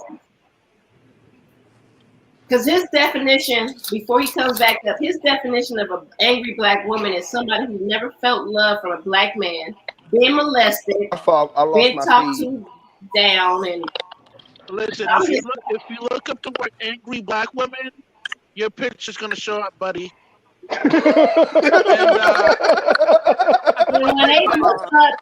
And when they look up a man, Jesus is a black man, sir. Please, we all know Jesus is black. Okay. Anyways, I'm going back to here, Memphis. Go ahead, step your pan. When it comes to me and my wife, do we argue? Yes. Yes. Do we debate? Yes. But being two 40 some odd year olds, our arguments don't go to certain places. Okay. You see what I'm saying? Mm-hmm. It's because I'm not perfect. It's because me and her, we have a symmetry with each other. We have a connection to each other. And at the end of the day, iron fist. We're trying to keep this marriage healthy. At the end of the day, it can't be about you. It can't be about me. It has to be about keeping this relationship healthy.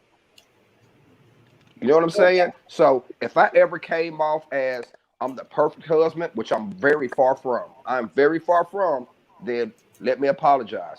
All I'm saying is what Amber spoke on earlier, I've always carried myself a certain way. So when it comes to women I've dealt with, I'll be the first one to tell you, I've been blessed. I've been so blessed when it comes to the women I've dealt with. And I hear what you're saying, but you got to understand, you did ask me a question first. You asked me, was I an angry black woman? I said, well, are you an angry black man? And you're like, well, black man has always been, like you said, being called trifling. So like in your day-to-day life, who's calling you trifling every day because you're a married man? Destiny's Child had a whole song about it. Hold on, money boy. I'm saying, but I wasn't saying that you have to in your marriage, like you have to understand Chit Chat is this. I was saying No, but see, you have to understand black woman because he's trying to explain himself.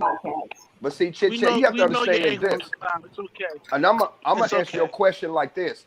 I'm a very loyal husband. I don't cheat on my wife. I don't gallivant the streets. I'm home every night with my family. It's not called cheating, sir. It's called exercising options. But listen, let me stop you guys. But hold on, sir. You're using a lot of words, sir. I understand about your marriage. I'm not talking about your marriage. You asked me a question. Then I came back and asked you, why would you call me an angry black woman? And you said because black women is always called black man trifling. And I always said, who is calling you trifling every day? Because I'm about to answer your question. Like and I'm about to answer your question. Explain to me about your wife and your relationship, which I do agree. You didn't give me a chance. You didn't give me a chance to finish my answer, baby. You didn't give me a chance to finish my answer, Joy. It's okay. Give me a chance to finish my answer, please. No, it's okay. Okay. The stereotype. I'm listening. What I represent in my daily life, every day in my marriage, is not the stereotype that's perpetrated on TV, that's perpetrated in the news, that's perpetrated in the media. You know what I'm saying? The good black men don't get no publicity. We don't get no publicity. The only time that TV media wants to talk about us is when we in the club shooting, is when we out here making babies, is when we out here doing this. The media will break their neck trying to find a story about a trifling ass Negro. And Joy, I will say, black men have never been given $90 million from any organization like black women were given. Okay, so let's slow down. Hold down. Trey has a point. We're not talking about that. Hold on. The conversation was directed to me. Black men, look, black men don't get. Can I interject? Can I interject? Okay. There's a lot of conversation going on because everybody wants something to say. I'm not coming at the conversation per se about what the media is doing to black men, but you do realize you are on a social media site that's public on YouTube saying that all black women is doing all of these different things and they angry and they mad. But now I never said that. Sir, I wrote it down. I never said that. Angry black woman I don't care. The media is I don't portraying care a black what man you in a wrote light that you down. don't like, but I you never- don't hear talking about black women are angry. I don't care what you wrote down. I never said all black women are angry. I said there's an angry black woman.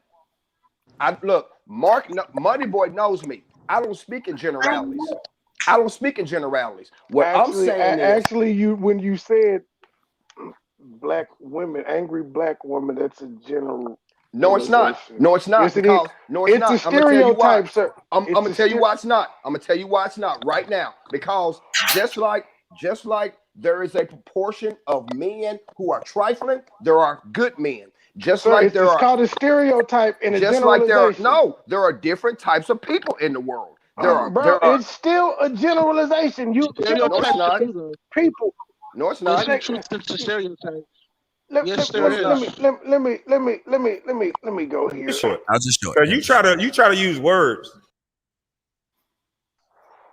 Guys, is saying angry black woman not a generalization? Everyone answer that. No. Okay, we got your no. Now, Russ, what do you think, Russ? Is that a generalization? Pardon my presence. Yeah, but that's not what he meant. Thank you. He just agreed with me. What was the question? He said yes. He said it's a generalization, and I stopped him. What's the question? Is angry black woman not a generalization? It is, yeah. No. Mad Militant, is angry black woman not a generalization? I believe it is. Urban therapist. We're gonna get a poll. Urban therapist, because I want to poll everybody, because he's the one. No, Urban. It may be 2 or 3. We're doing this shit. Urban therapist, are you there still? Oh, I'm here. Is angry black woman not a generalization? Is it a generalization? No, then you don't know the meaning of generalization. Can everybody? Sir, we heard you say no. Can everybody else answer? Yeah, absolutely, it is. Well, can I finish asking everyone? We heard you say no, sir. I want to hear what everyone else has to say. Charlie with an eye, is angry black woman a generalization? If you tell one black woman you're an angry black woman, it doesn't mean you're talking about all of them. I'm sorry. I feel like it depends on the context. It's a stereotype. It is a stereotype. You know what? Which is a generalization. You know what? You're right. The stereotype of it. Now, Can I get an apology, Amber? Can I get an apology, Amber?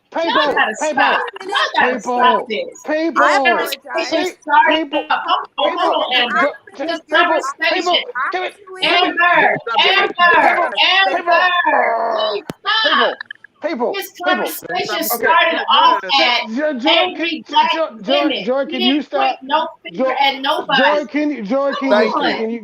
It was not a generalization. People. We've got the poll. I'm finna explain why. No, we're not, it's not. Sir. I'm trying to get clarification from her. So are you saying no, Amber? It's not a generalization to you. Maybe don't put the black on it. That way it's not generalized to black women. But he said black women, so that means it's generalized to black women. It perpetuates So I just need a yes or no, Amber, so I can move on to Joy. Everyone knows where I stand. Stereotype, it does make it a generalization. Okay, I'm going to tell you why. Thank you, Amber. Joy, now to you, is it a angry black woman? Is that a generalization to you? Because you could have just said angry women. You said angry black woman, so you generalized black women. It's not a bad thing, but you actually did generalize. I'm going to look up the definition. I was waiting on Joy to answer.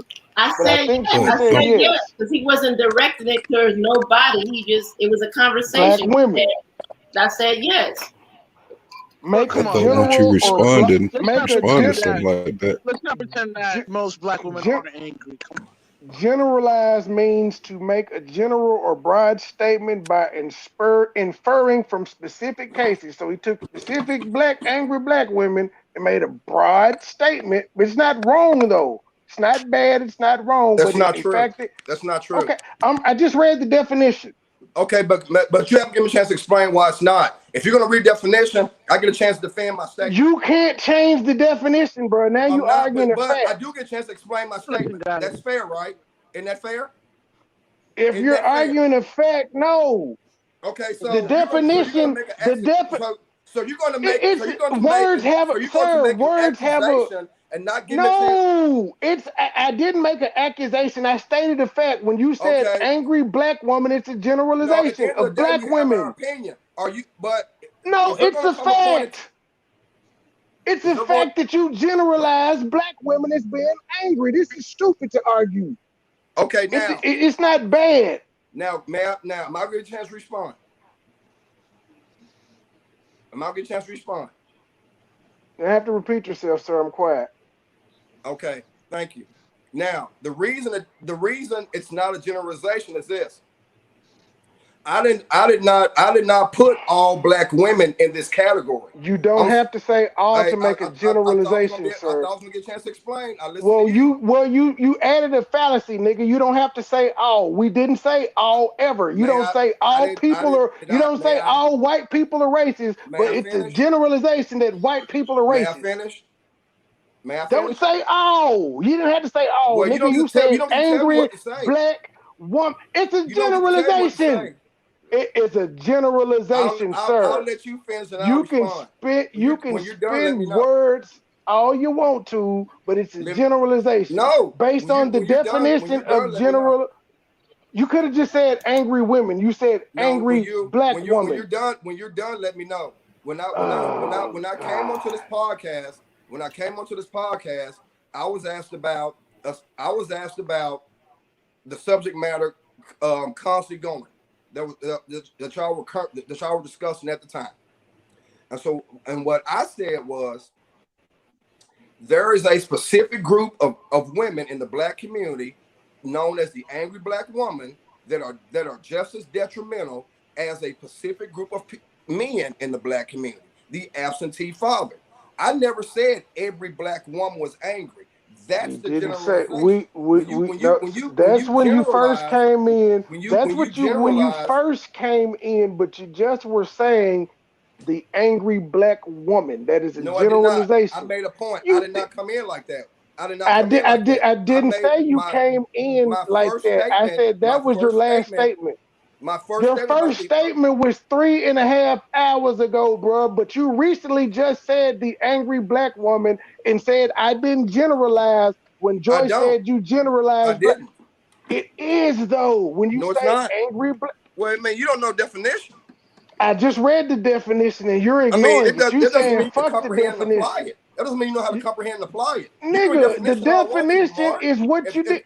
If you're not educated enough to make a general or broad statement by inferring from specific cases. There was no broad statement. See, it's obvious that you angry black woman is a broad statement. It's obvious that you angry black woman is that you lack the education to comprehend. Angry black woman is a broad statement. See, now you're at the point where we were at earlier where we said niggas don't know how to say they wrong. You wrong, bro. No, bro. What you are doing is putting your ignorance on full display. That's what you're doing. Guess. You're putting your ignorance on full display. I'm the one reading the definition. Every time I speak, because I'm the one reading the definition, and everybody else on the panel says you're wrong. It's called being wrong and strong. Everybody else is wrong but you. No, bro, I'm wrong. I'm not wrong on this. Everybody else is wrong but you. Everybody else knows that what you did was a generalization except for you. Okay, cool. No. You can ride with it. I know. I know what I speak, and when I speak to I'm speaking of a specific group of women who are of black women who are angry. Now, if you want to talk generalization, about white it's a generalization. Pure Memphis. Wait, hold on, Money Boy. Pure Memphis. Let me ask you a question. Seriously, have you ever bought candy from the Girl Scouts before? Well, time out. I haven't had a chance to explain my statement. I've been interrupted constantly. So if I can get 5 minutes of airtime to clarify what I said, I would be more than willing to listen to anyone else speak. But when I speak, I'm getting constantly interrupted. Hey man, okay, it's now, been it's been 3.5 hours. I value your opinion. I value your opinion, but like I just said, if I can have 5 minutes of airtime, sir, we about to end the show. I value your opinion. You don't agree, it's a generalization. Cool, we're gonna leave it at that. No, I'm gonna speak on it. I'm about to end the show, sir. You right. We all wrong. Speak on it. The other seven people up here don't know what generalization is. Even before I read the definition, ladies and gentlemen, every black woman is not angry, but there is a specific population of black women who are angry, who have declared the black man as their enemy. There is that specific population of black women. Just like there's a specific population of black men who are not in their child's lives. It's not a generalization. There is that it's still a generalization. Of it's black generalization. Women who it's are a generalization. Angry. And there are that specific population of black men who are not in their children's lives. What's the percentage of the population? When I first came on this podcast, I described that specifically, and I was generalized. What's the percentage of that population? I don't know. Then it's a generalization. Thank you, because it's a broad statement, Negro. Do you not know what a broad statement is? It means it's a blanket statement. It applies to a whole bunch of people, but not all. Since you keep saying not all and every, I am ending the show, nigga. I don't care. I'm ending the show. Not knowing the scientific amount of people who are in this group. Money boy, trade. Money boy, trade. Money boy, trade. 33 shots like Pimp and a bird. Fuck what you talking about, fuck what you heard. Play with them falcons, play with them birds. Leaning, I'm sipping on syrup. Shooters on deck, just give them the word. Seeing double, my vision is blurred. I'm too high, I'm a geek, I'm a nerd. I'm too high, I'm a geek, I'm a nerd. 33 shots like Pimp and a bird. Fuck what you talking about, fuck what you heard. Play with them falcons, play with them birds. Leaning, I'm sipping on syrup. Shooters on deck, just give them the word. Seeing double, my vision is blurred. I'm too high, I'm a geek, I'm a nerd. I'm too high, I'm a geek, I'm a nerd. I'm too high, I'm a geek, I'm a nerd. Seeing double, my vision is blurred. Cashing out, hit the mall and I splurge. Purple activist sipping on serve. Every package insured and secured. Step my passport, I'm headed to Europe. Where you from, who you is, what you doing? Living life, taking pictures with tourists. Smoking loud, fuck a hater, can't hear him. It's a sale, yeah, I got him on clearing. Magic trick out the work disappearing. Champagne color, the foreign, I'm steering. I'm too high cause I'm talking to Siri. Asking questions like, bitch, do you hear me? Frozen water, my wrist and my earring. Louis V from my head to my shoestrings. In the year hopping out feeling coopy. Keep her rushing like Vladimir Putin. I'm cocking, I'm aiming, I'm shooting. Full of loud, I'm a... I did not anticipating Big Kane coming up here to say something. Gentlemen, if y'all want to come back up, please come back up. I ain't know Big Kane was coming. Big Kane. I didn't. Yeah, I gotta let him up. Okay, you can pardon my presence, Mad Rush, Pure Memphis. Y'all want to come back up? Come on. I did not plan on ending it. He gonna accuse me of colorism, so I had to let him back up. I got work at 6 in the morning. All right, see you later, Charlie. My hair down. Bye, guys. Peace. Actually, I was coming for the after party. Oh, the behind the scenes shit. Okay, cool. Yeah. That's what I showed up. Go ahead, Pure Memphis. Go ahead and get your last words in. I thought Big Kane was about to. Bro, you can't block me out from the truth, man. Listen. Let me see if I can try to clarify. What he was trying to say. He not speaking in general as all of them are angry black women. He was speaking specifically to the angry black woman. Thank you. That's not a generalization. Not saying. That's what he wasn't generalizing. He was speaking to the ones that are angry. Not all of them. Thank you. But Big Kane, where you come in at? Because he asked me, was I an angry black woman? Let me ask you something. If you don't say all, it's a generalization. Unless you say all, it's a generalization. Hey, Kane, can I ask you something? Yeah, you can ask. Is every black man out there a deadbeat father? No, it's not. But there are some that are, right? True. So they're generalized. That's a very specific population. When you they're talk to a very generalized. specific population of people, that's not a generalization. A generalization is when you say all people are this way. Y'all. No, it's not. If you say all and you can prove it, it's an absolute. You constantly said all. I don't say no. I never. That's where you're wrong. I never. No, you constantly said that, bro. You said it like 10 times. Bro, you said it like 10 times. If you can play back where I said all and I wasn't joking, bro, you constantly and I know said all. I didn't. Bro, I didn't say to. Said all. I didn't say tonight. Bro, you did tonight. Yes, I said it tonight. Yes, you did. Find it for me, and I will PayPal you $100. Find it for me.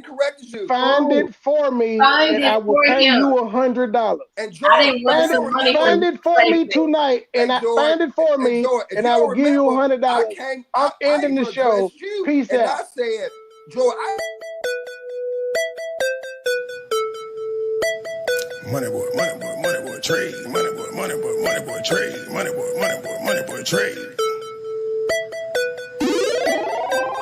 33 shots like picking a bird. Fuck what you talking about, fuck what you heard. Play with them falcons, play with them birds. Leaning, I'm sipping on syrup. Shooters on deck, just give them the word. Seeing double, my vision is blurred. I'm too high, I'm a geek, I'm a nerd. I'm too high, I'm a geek, I'm a nerd. 33 shots like picking a bird. Fuck what you talking about, fuck what you heard. Play with them falcons, play with them birds. Leaning, I'm sipping on syrup. Shooters on deck, just give them the word. Seeing double, my vision is blurred. I'm too high, I'm a geek, I'm a nerd. I'm too high, I'm a geek, I'm a nerd. I'm too high, I'm a geek, I'm a nerd. Seeing double, my vision is blurred. Cashing out, hit the mall and I splurge. Purple activist sipping on syrup.